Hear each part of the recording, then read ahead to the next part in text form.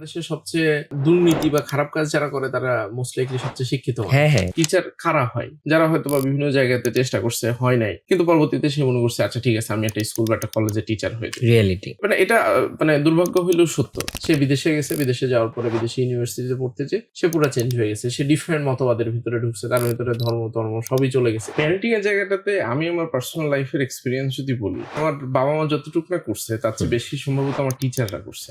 Teacher হইলে এরকম মারতেই পারে, বা টিচার হইলে একটা থাপ্পড় দিতেই পারে, টিচার হইলে কাউকে হয়তো দাঁড় করায় রাখতেই পারে। আমি পড়াশোনাতে ফোকাস করতে চাই না, ইভেন আমি রেজাল্টে জিরো ফোকাস, আমার রেজাল্টের দিকে আমি যাইতেই চাই না। আমার কাজ হইতেছে যে এই পার্সনটা আসলে তার ভিতরে পজিটিভ জিনিসপত্র আছে কিনা। পজিটিভ মানে সে সবসময় বই পড়বে বা ওই টাইপের জিনিসপত্র না, সে একটা খারাপ জিনিস থেকে অ্যাটলিস্ট দূরে থাকে, বা খারাপ জিনিসে সে এন্টারটেইন করে না। 3, 4, 5 ফার্স্ট সেকেন্ড থার্ড হয়ে বিশেষ কোনো লাভ হয় না। এটার কোনো বেনিফিট আমাদের পরবর্তী জীবনে খুব বেশি এটা কাজে লাগে না। আমি নটরডেম কলেজে ভর্তি হওয়ার পরে দেখছি যে পড়াশোনার যেটা মজার জিনিস হইতে পারে, এটা যে মানুষ ইচ্ছা নিয়ে করতে পারে, এটা আমি এখানে এসে দেখছি। এবং বাবা মা যখন থাকে না তখন কিন্তু আমাদের কাছে আসলে কোনো রেস্ট্রিকশনস থাকে না, কারণ ছোটবেলা থেকে বান্ধা গরু একরকম ভাবে অপারেট করে, হঠাৎ করে গরুর যদি গলার দড়ি খুলে দেওয়া হয়, ন্যাচারালি যেটা হয় যে সে ডিফারেন্ট অ্যাটিটিউড শো করতে থাকে। প্যারেন্টাল কন্ট্রোলের জন্য অ্যান্ড্রয়েডে বাই ডিফল্ট একটা ফ্রি অ্যাপই আছে, ফ্যামিলি লিঙ্ক বলে এটা। কাউফের যে ওয়েবসাইটটা আছে এটাতে ঢুকলে কিছু ইনস্ট্রাকশন দেওয়া আছে, একদম ইন্টারনেট লেভেলে কিছু রেস্ট্রিকশন বসায় দেওয়া যায় যে এই ওয়েবসাইট বা এগুলোতে সে জয়েন করতে পারবে না। বা খুবই ছোট জায়গা থেকে বা খুবই জরাজীর্ণ অবস্থা থেকে তার লাইফে কত ভালো জায়গায় বা ভালো ইম্প্যাক্ট রাখার সুযোগ তার হয়েছে। তো ওইটা আমার কাছে মনে হয় যে ধরেন শুধুমাত্র তার চিন্তা ভাবনার জায়গাটা, এবং চিন্তা ভাবনার জায়গাটা কিভাবে ফিক্স করা যায় এটাতে সময় দিতে হয়, এবং ভালো জিনিস বা ভালো পরিবেশে যদি থাকা যায়, এইটা ধরেন নিজে থেকে অনেক কিছু করতে হয় না অনেক ক্ষেত্রে। দুটো জিনিস তুমি মেনশন এটা করতে একদম পারবে। আমার ব্যক্তিগত জীবনের এক্সপিরিয়েন্স থেকে যদি বলি, যেই দিন তুমি 5 ওয়াক্ত নামাজ পড়তে পারি সেই দিন আমার খুবই ভালো লাগে, বা ওই টাইপের জিনিসপত্রের সাথে যদি আমি ইনভলভ থাকতে পারি তখন একটা আলাদা রকম ভালো লাগা বা স্যাটিসফ্যাকশন কাজ করে। যদিও 100% ওই ওয়েতে হয়তো মানতে পারি না, মানা উচিত, অবশ্যই এটা মানা উচিত, বাট আমি দেখি যে এটা আমাকে সিরিয়াস রকম ভাবে হেল্প করে। দ্বিতীয় যেটা যদি বলি,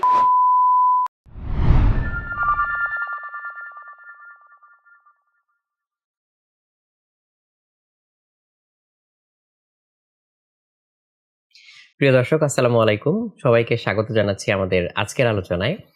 আজকের এপিসোডে আমাদের সাথে গেস্ট হিসেবে উপস্থিত আছেন প্রোগ্রামিং হিরোর chief operating officer Abdur Rakib. রাকিবের সাথে আসলে আমার সম্পর্ক অনেক দিন আগে থেকে, এবং আমার খুব প্রিয় একজন মানুষ। সো আমি খুবই হ্যাপি আজকে রাকিবকে হচ্ছে গেস্ট হিসেবে পেয়ে। কিছুদিন আগে রাকিবের সাথে আমি গিয়েছিলাম কথা বলতে। সো এই ব্যাক এন্ড ফোর্থ জিনিসটাও হচ্ছে আমি খুব এনজয় করি, খুব ভালো লাগে, বিকজ আমরা যেটা বিলিভ করি ভালো জিনিসগুলোকে স্প্রেড করার জন্য। সো আমাদের রেগুলার যে কাজকর্ম কিংবা হচ্ছে কোর্সেস বা প্রোডাক্টস, তার বাইরে গিয়ে আসলে আমরা এই আয়োজনটা করেই হচ্ছে যেই কথাগুলো সবসময় হয়তো প্রোডাক্টের ভিতরে আসে না বা হচ্ছে কোর্সের ভিতরে আসে না, সেই কথাগুলোকে বের করে নিয়ে আসার জন্য। সো রাকিব, কেমন আছো? আলহামদুলিল্লাহ ভাইয়া, ভালো আছি। এবং আপনার সাথে তো আমার অনেকদিন আগে পরিচয়, 2014-15 দিকে টিকে হবে। সো এর আগে সম্ভবত আপনার সাথে একবার রকমারির ইসে কথা বলছিলাম, তো আজকে আবার বেশ ভালোই লাগতেছে আর কি। এবং এটা ওই ফরমাল ডিসকাশন মনে হইতেছে না, আমরা তো রেকর্ডিং এর আগেই অলমোস্ট অধিকাংশ কথা বলে ফেলছি। তো দেখা যায় আমরা এখন উৎকর্ষ থেকে যেটা করার চেষ্টা করছি যে প্যারেন্টিং বিষয়ে আমরা হচ্ছে বিভিন্ন রকম সেশন সেমিনার এগুলো আয়োজন করি, প্লাস বিভিন্ন রকম অ্যাক্টিভিটিস করি। সো আমাদের পডকাস্টটাতেও আমরা এই টাচটা আনতে চাচ্ছিলাম, বিকজ আমাদের বিজ্ঞান বাক্সের যারা হচ্ছে কাস্টমার কিংবা অডিয়েন্স বা উৎকর্ষের জন্য হচ্ছে নতুন করে আমরা যে কাজগুলো করছি, বাচ্চাদের জন্য বিভিন্ন বই আমরা ডিজাইন করছি, বিভিন্ন কোর্সেস ডিজাইন করছি। সো এর সাথে এই প্যারেন্টিং জিনিসটা আসলে মানে ওতপ্রোতভাবে জড়িত, চলেই আসে। সো আমি আজকে তোমার কাছে একটা ভিন্ন পার্সপেক্টিভ জানতে চাইবো, সেটা হচ্ছে প্যারেন্টিং কথাটা শুনলে মানে প্যারেন্টিং কথাটার মধ্যে তো প্যারেন্ট আছে, তাই না? সো মনে হয় যে বাবা মার দায়িত্ব এটা, বাট আমাদের রিয়েল লাইফ এক্সপিরিয়েন্স কি বলে একটা বাচ্চাকে তো আসলে শুধু বাবা মা মানুষ করেন না, বা এটা আসলে সম্ভব না, বিকজ আমরা তো সোশ্যাল বিইং। সো সোসাইটির অনেকের সাথে আমাদের ইন্টারাকশন হয়, অনেক রকম ইন্টারাকশন থেকে আমরা অনেক কিছু শিখি। সো আমি তোমার কাছে জানতে চাইবো যে প্যারেন্টিং এটা কি আসলে শুধুমাত্র বাবা মায়েরই দায়িত্ব, নাকি এখানে পরিবারের অন্যান্যদের আসলে সিগনিফিকেন্ট একটা ভূমিকা থাকতে পারে? প্যারেন্টিং এর জায়গাটাতে আমি আমার পার্সোনাল লাইফের এক্সপিরিয়েন্স যদি বলি, সেটা হইতেছে আমার প্যারেন্টিং আমার বাবা মা যতটুকু না করছে তার চেয়ে বেশি সম্ভবত আমার টিচাররা করছে। আচ্ছা। কারণ আমি যখন হাই স্কুলে পড়ি, আমার আলহামদুলিল্লাহ অবশ্যই এটা বাবা মার ক্রেডিট, এটা ছাড়া তাদের ছাড়া তো আসলে সম্ভব না। তা আমার আব্বার একটা খুব ভালো জিনিস আছে, সে যেটা করে সেটা হইতেছে সে অত্র এলাকায় ভালো টিচার যারা আছে তাদেরকে সে মোটামুটি কদর করার চেষ্টা করে এবং সে খুঁজে বের করে যে কোন টিচারের কাছে পড়লে ভালো রেজাল্ট করা যাবে বা ওই পার্সনটাও আসলে মানুষ হিসেবে ভালো। হুম, তো হুম, আমার হুম। যেটা হয়তো পুরো হাই স্কুল লাইফে আমার প্রচুর পরিমাণে টিচার ছিল। ইভেন আমার যতটুকু মনে পড়ে আমি যখন ক্লাস 8 থেকে সম্ভবত আমার বাসায় ৫ জন টিচার পড়াইতো। এবং তার আগেও আমার বাসায় ক্লাস 6 থেকেই বলা যায় যে মোটামুটি অল টাইম ২ টা বা ৩ টা করে টিচার থাকতই। তো উনারা যেটা একটা সুবিধা হইতো যে উনাদের কাছ থেকে অনেক কিছু জানার বা শেখার আমার সুযোগ হইছে। ফর এক্সাম্পল আমি আ হাই স্কুল লাইফের পরে যখন নটরডেম কলেজে পড়বো, ইভেন আমি হাই স্কুলে থাকা অবস্থায় মোস্ট লাইকলি 9-10 এও খুব বেশি এটা জানতাম না যে আচ্ছা, আচ্ছা। নটরডেম কলেজ নামে একটা কলেজ আছে যেখানে পড়াশোনা করলে অনেক ভালো ইউনিভার্সিটিতে পড়া যায় এবং এখান থেকে অনেক ভালো, ভালো মানুষ তৈরি হইছে বা এরকম একটা বিষয়।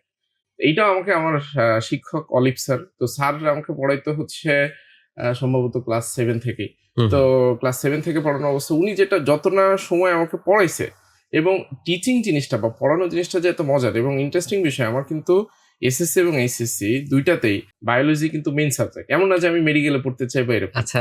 তো স্যার হচ্ছে আপনার জুলজিতে পড়তো। উনি ন্যাশনাল ইউনিভার্সিটিতে পড়াশোনা করতো। এমন না যে উনি প্রফেশনাল টিচার বা এই টাইপের কেউ একজন। বাট উনি এত চমৎকারভাবে আমাকে ওই যে বায়োলজি পড়াইতো এবং ইভেন সায়েন্স বইয়ের ভিতরে, বিজ্ঞান বইয়ের ভিতরে অল্প-স্বল্প যা থাকতো, এটা এত চমৎকারভাবে পড়াইতো আমার খুবই, খুবই মজা লাগতো। এবং শুধুমাত্র উনার কারণেই দেখা গেছে যে আমার পরবর্তীতে এসএসসিতে আমার মেইন সাবজেক্ট ছিল। এইচএসসিতে যে ওটা মেইন সাবজেক্ট কারণ আমার ওটা পড়তে বেশ মজাই লাগতো।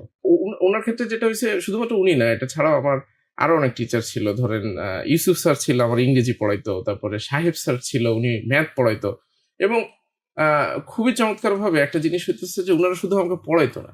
এবং পড়ানোর পাশাপাশি আমি দেখছি যে মানে টিচার হওয়া আসলে খুবই, খুবই আ ডিফিকাল্ট একটা জিনিস। আমরা সবসময় ভাবি কি মানে টিচারের তো আসলে বাংলাদেশে আ ফরমাল টিচার যারা হুম, হুম, তাদের হুম। কদর আমরা একটু কম দেখি। যদিও সোশ্যাল মিডিয়ার কারণে একটা ভালো দিক হচ্ছে যে ধরেন উৎকর্ষ, উদ্ভাস বা এই টাইপের প্ল্যাটফর্মে যারা পড়ায় বা যে সমস্ত বড় ভাইরা পড়ায় ইউনিভার্সিটির যারা স্টুডেন্ট এ তারা খুব চমৎকার পড়ায় আমি দেখি। এবং ক্ষেত্র বিশেষে তারা বুঝে যে আসলে এই জেনারেশন কিভাবে বুঝতে চায়। হুম, ধরেন আমি ১০ বছর আগে যখন স্কুল কলেজে পড়াশোনা করছি তখন একরকম ভাবে আমরা হয়তো বুঝতে চেতাম। এখনকার জেনারেশন তো চেঞ্জ হয়েছে এবং সময়ের সাথে, সাথে চেঞ্জ হবে এটাই স্বাভাবিক। আমরা যদি ধরে রাখি যে ধরেন ১০ বছর ১৫ বছর আগে আমরা যেভাবে পড়াইতাম ইভেন আমার আ আব্বা যেভাবে পড়াশোনা করছে আমিও সেভাবে করব। মোস্ট লাইকলি এটা কোনভাবেই কাজ করবে না। কারণ সময়ের সাথে, সাথে আমাদের এক্সপেকটেশন আমাদের ওই অ্যাকসেপ্ট করার ক্যাপাসিটিও আসলে চেঞ্জ হয়। ট্রু। তো আমার টিচারদের ক্ষেত্রে আমি যে জিনিসটা দেখতাম যে ওই সময় তো আসলে ইন্টারনেট ওইভাবে অ্যাক্সেসিবল ছিল না বা মোবাইল ফোন বা এই টাইপের জিনিসপত্র ছিল না। উনাদের কাছ থেকে আমি জেনারেল অনেক কিছু শিখতে পারছি। আমার প্রত্যেকটা টিচার আমার বাসায় যারা পড়াইতো, আমি দেখছি যে শুধুমাত্র একাডেমিক জিনিস না, এটার বাইরে যেয়েও মানুষজনের সাথে কিভাবে কথা বলতে হয়, কিভাবে একটা মানুষকে বুঝাইতে হয়, এই যে প্রত্যেকটা জিনিস এটার ভিতরে কিন্তু শেখার অনেক বিষয় আছে। অবশ্যই। এবং এই জায়গাটাতে আমি একটা জিনিস খেয়াল করে দেখছি যে টিচারদের ক্ষেত্রে অনেক সময় হয় কি, আ টিচাররা ধরেন যেই রোলটা আসলে প্লে করা দরকার, অনেক ক্ষেত্রে হয়তোবা ওই সুযোগটা পেয়ে ওঠে না। একটা তো হচ্ছে বাংলাদেশের ওভারঅল সিচুয়েশন বা যেই ইকোসিস্টেম এর ভেতরে টিচাররা অপারেট করে, ওখানে হয়তোবা টিচার ফ্রেন্ডলি না। আবার টিচারেরও একটা ক্যাপাসিটির বিষয় থাকে। অনেক ক্ষেত্রে দেখা যায় যে টিচার কারা হয়? যারা হয়তোবা বিভিন্ন জায়গাতে চেষ্টা করছে, হয় নাই। কিন্তু পরবর্তীতে সে মনে করছে, আচ্ছা ঠিক আছে আমি একটা স্কুল বা একটা কলেজের টিচার হয়ে যাই। রিয়ালিটি। মানে এটা মানে দুর্ভাগ্য হইলেও সত্য। তো ওই পারসনটা তো অলরেডি যেই পারসনটা নিজে হ্যাপি না, যে পারসনটা ধরেন আমি এই যে আমার অলিভ স্যারের কথা বলতেছি, উনি এখনো বায়োলজি পড়ায় এবং উনার এখনো ধরেন এটা উনি এখনো যশোরে one of the top teacher এবং উনি এখন যশোরে একটা স্কুলে পড়ায়, হাই স্কুলে পড়ায় এবং এটার পাশাপাশি উনার কাছে যে পরিমাণ মানুষজন আ পড়াশোনা শিখছে এবং ইন্টারেস্টিং ফ্যাক্ট উনি আমার বাসায় পড়াইতো এর পরবর্তীতে 9-10 এর পর থেকে আমার অনেক ফ্রেন্ডও তার কাছে পড়া শুরু করে এবং ওভার দ্যা টাইম এবং সে এই জিনিসটা খুবই প্যাশনেটলি করে। তো মূল বিষয়টা হইতেছে আল্টিমেটলি পড়ানো জিনিসটা শুধুমাত্র তো ফাইন্যান্সিয়াল গেইন এর বিষয় না। মূল বিষয়টা হইতেছে যে এখানে কেউ যখন মজা নিয়ে একটা জিনিস আরেকজনকে এক্সপ্লেইন করে এবং এই প্রসেসটা ইভেন এরকম হইছে যে এরকম না যে ওই টিচাররা ধরেন আ আমার মনে পড়ে না যে অলিভ স্যার মানে আমি যে সময় পড়াশোনা করছি ইভেন আপনার সময় আপনি হয়তোবা এটা এই এক্সপেরিয়েন্স হইছে যে টিচাররা তো আসলে একটু কঠিন থাকতো আমাদের সময়। মাইর-ধর দেওয়া it was like very common. But আমার মনে পড়ে না যে আমার টিচাররা আ কখনো আমাকে ঐরকম বকাঝকা করছে বা মাইর ইট ডাজ নট মিন যে আমি খুব ভালো স্টুডেন্ট ছিলাম। প্রতিদিনের পড়া প্রতিদিন পড়তাম এরকম না। বাট আমি দেখতাম যে উনাদের কথাবার্তা সব তো আসলে মনে নাই। বাট কথাবার্তাগুলো অনেক বেশি ইন্সপায়ারিং হুম। ছিল এবং ওই কথাবার্তার মাধ্যমে এবং স্বপ্ন দেখানো। ইভেন আমি একটা জিনিস দেখি যে আমার অলিভ স্যারের ক্ষেত্রে যেটা হইছে যে নটরডেম কলেজে পড়া, এটার পর থেকে যে একটা লাইফ কেমন হইতে পারে, ভালো মানুষ কিরকম হইতে পারে। এই প্রত্যেকটা জিনিস আমি যখন আসলে এক্সপেরিয়েন্স করছি, ইভেন স্যারের সাথে আমার বছরখানেক আগেও দেখা হয়েছে, আমি দেখা করার চেষ্টা করছি। তো আমি দেখলাম যে স্যার এখনো সেই আগের মতো মানুষ, এবং মানুষ মানে কি যে অনেক টাকা পয়সা বা অনেক ফাইন্যান্সিয়াল জিনিসটা মানে একটা পার্সনের সাথে কথা বললে আপনার ভালো লাগবে।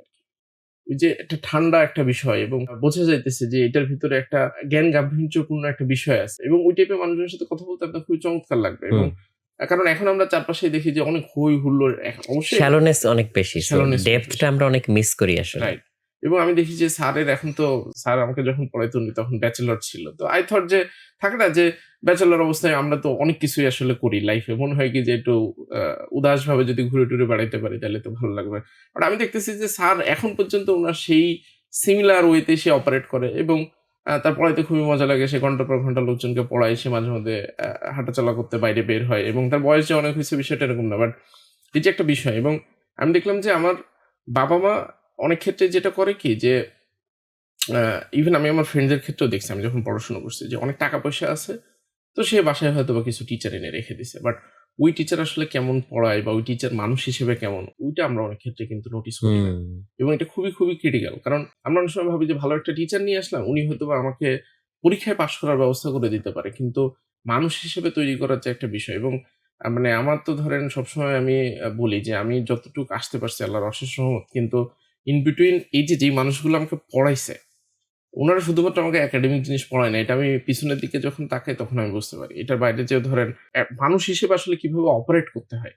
ওই যে হিউমিলিটির যে বিষয়টা বা হাম্বলনেস এর যে বিষয়টা, এই প্রত্যেকটা জায়গাতে আমি দেখছি যে সিরিয়াস ভাবে কন্ট্রিবিউশন আছে। সো অনেক ক্ষেত্রে মনে হইতে পারে যে ভালো প্যারেন্টিং করার জন্য মোস্ট লাইকলি নিজের হয়তোবা মাস্টার্স ডিগ্রি থাকলে ভালো হইতো, বা বড় একটা ইউনিভার্সিটি থেকে যদি আমার ডিগ্রি থাকতো তাইলে হয়তোবা অনেক ভালো হইতো। আমার আব্বা-আম্মার ওরকম কোনো কিছুই আসলে নাই। উনারা একদম গ্রামের খুবই সাধারণ মানুষ আরকি বলা যায়। কিন্তু বিষয়টা হইতেছে যে একটা ইনটেনশন থাকা যে শুধুমাত্র একাডেমিক গ্রেড বা ওইটা, আমার আব্বা-মা অবশ্যই একাডেমিক গ্রেডের দিকে অনেক বেশি ফোকাস ছিল, এবং এটা আমি অনেক লাকিও বলা যায়। বাট মূল বিষয়টা হইতেছে যে শুধুমাত্র পড়াশোনা না, পড়াশোনার বাইরেও holistic ভাবে পৃথিবীতে চলাচল করার জন্য বা এই পৃথিবীতে বেঁচে থাকার জন্য there are certain things যেগুলা শেখানোর জন্য অনেক সময় বাবা-মা নাই পারতে পারে। আমার কাছে মনে হয় এটা নরমাল। বাবা-মার দোষ দেওয়ার কোনো কিছু নাই। কারণ এখন যেটা হইছে আপনি যদি খেয়াল করে দেখেন জেনারেশনাল গ্যাপ অনেক হিউজ একটা গ্যাপ আছে। হ্যাঁ, হ্যাঁ। কারণ আমার ছোট ভাই আমার থেকে ১৫ বছরের ছোট। এখন আমার আব্বা-আম্মারও তো আসলে বয়স হইছে। এখন ছোট ভাই যে সময় জন্মগ্রহণ করছে তখন থেকে ইন্টারনেট আসলে পেনিট্রেশন শুরু হইছে। মোবাইল ফোন অনেক বেশি এভেইলেবল হওয়া শুরু হইছে।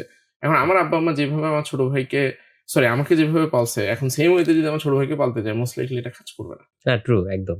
অ্যা আমার সময় ধরেন অনেক বকাঝকা করত, মাইরধর দিত। বাট ছোট ভাইয়ের ক্ষেত্রে তো এটা ওইভাবে কাজ করবে না। কারণ এখন তো ওরা ডিফারেন্ট পরিবেশ, ডিফারেন্ট সিচুয়েশন এর ভিতর দিয়ে বড় হচ্ছে। এখন কেউ যদি আসলে নিজে টাইম দিতে না পারে, নিজে যদি এটা না পারে, তাহলে তার আসলে এমন মানুষজনদেরকে একটু খুঁজে বের করার চেষ্টা করা, এবং শুধু তার উপরে রিলাই না করা।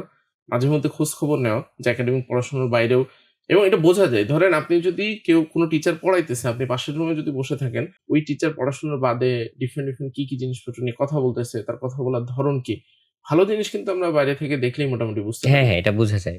খারাপ আর জিনিস বুঝতে একটু সময় লাগে। এটাও সত্যি হ্যাঁ, কথা যে বাচ্চারা যে লম্বা একটা টাইম স্কুলে থাকে রাইট, বা হচ্ছে কলেজে থাকে, হ্যাঁ, ও তো টিচারের সাথে অনেক বেশি সময় ইন্টারেক্ট করার মতো সময় পায়। রাইট, হয়তো সব টিচারের সাথে তো আর এত লম্বা সময় না। একেকটা ক্লাসের তো একটা লেংথ থাকে যে হ্যাঁ, 45 মিনিটস অর অ্যারাউন্ড এরকম একটা সময়। সো বাসায় অনেক সময় হয়তো বাবা-মার সাথেও 40 মিনিট হয়তো সামনাসামনি একটানা কথা কথা বলা হয় না। হয় না। সো টিচাররা কিন্তু এখানে হচ্ছে খুবই একটা important role play. Role play করতে পারেন যদি হচ্ছে ওই ইন্টেনশন নিয়ে তারা অপারেট করেন। তাদের এই সুযোগটা আছে, এই রাইট, অপরচুনিটিটা আছে। এবং এই যে আমিও যদি আমার জীবন থেকে এক্সপেরিয়েন্স রিকল করি, আমিও আসলে অনেক কিছু আমার টিচারদের থেকে শিখেছি। তার মধ্যে most of the things actually ছিল নন ভার্বাল। রাইট। বিকজ একজন তার টিচার যখন অ্যাক্টিভিটি ক্লাসে গুলো। পড়াচ্ছেন তখন তিনি হয়তো ওই সাবজেক্ট ম্যাটারটা নিয়ে কনসেন্ট্রেট করছেন। উনি হয়তো আমাদেরকে ফিজিক্স পড়াচ্ছেন, উনি হয়তো আমাদেরকে ম্যাথ শেখাচ্ছেন। বাট ওই যে আমার শিক্ষক, উনি আসলে কিভাবে চলাচল করেন, রাইট, উনি অন্যদের সাথে কেমন ব্যবহার করেন, হুম, ওনার ঊর্ধ্বতন যারা তার সাথে কেমন ব্যবহার করেন, অধস্তন হুম, যারা তাদের সাথে কিভাবে ব্যবহার করেন। এই সাবলিমিনাল লার্নিং গুলা কিন্তু অ্যাকচুয়ালি আমাদের জীবনের পাথেয় হয়ে থাকে, যেই গুড sure, লার্নিং গুলো। sure. সো এটা খুবই ইম্পর্টেন্ট একটা পয়েন্ট তুলে ধরেছো যে টিচারের ওই জায়গাটাতে আমি টিচারের যদি ভূমিকাটা। হ্যাঁ, হ্যাঁ। এড করি, আপনি নিজে নটরডেম কলেজে পড়ছেন। আপনি দেখছেন যে কলেজের আমাদের যে টিচার, হুম, হুম। উনাদের চিন্তা ভাবনা বা উনারা ক্লাসে কিভাবে পড়ায়, এবং কলেজে তো আমাদের ক্লাস টাইম আরো কম ছিল, ধরেন হ্যাঁ, 40 হ্যাঁ। মিনিটস, এবং 40 মিনিটসের ভিতরে 35 মিনিটস আসলে ক্লাস হইতো, এবং এই টাইমের ভিতরে, এবং কলেজের পুরো টাইম ফ্রেমটাও কিন্তু খুবই কম, 18 মাস বা 15 খুব মাস কম। হয়, এবং এই সময়ের ভিতরে প্রত্যেকদিন তো ক্লাস হয় না। তো সেই টাইমের ভিতরে উনারা আসলে যেভাবে, এবং আমি দেখছি যে একটা হয় কি, প্রত্যেকটা স্কুল কলেজে আপনি যদি তাকান, দেখা যায় যে 10% বা 10% এরও কম টিচার থাকে যে ওরকম ইনফ্লুয়েন্সিয়াল ক্যারেক্টার থাকে, যে সে অনেক কিছু মানুষজনকে ওই স্বপ্ন দেখার একটা জায়গা তৈরি করে দেয়। এটা বাংলাদেশের একটা common scenario. Hmm, hmm. But আমি ওই জায়গাটাতে আরেকটা জিনিস আসলে বলতে চাই। বলতে চাই, টিচারের একটা বেনিফিট আছে আমি দেখছি।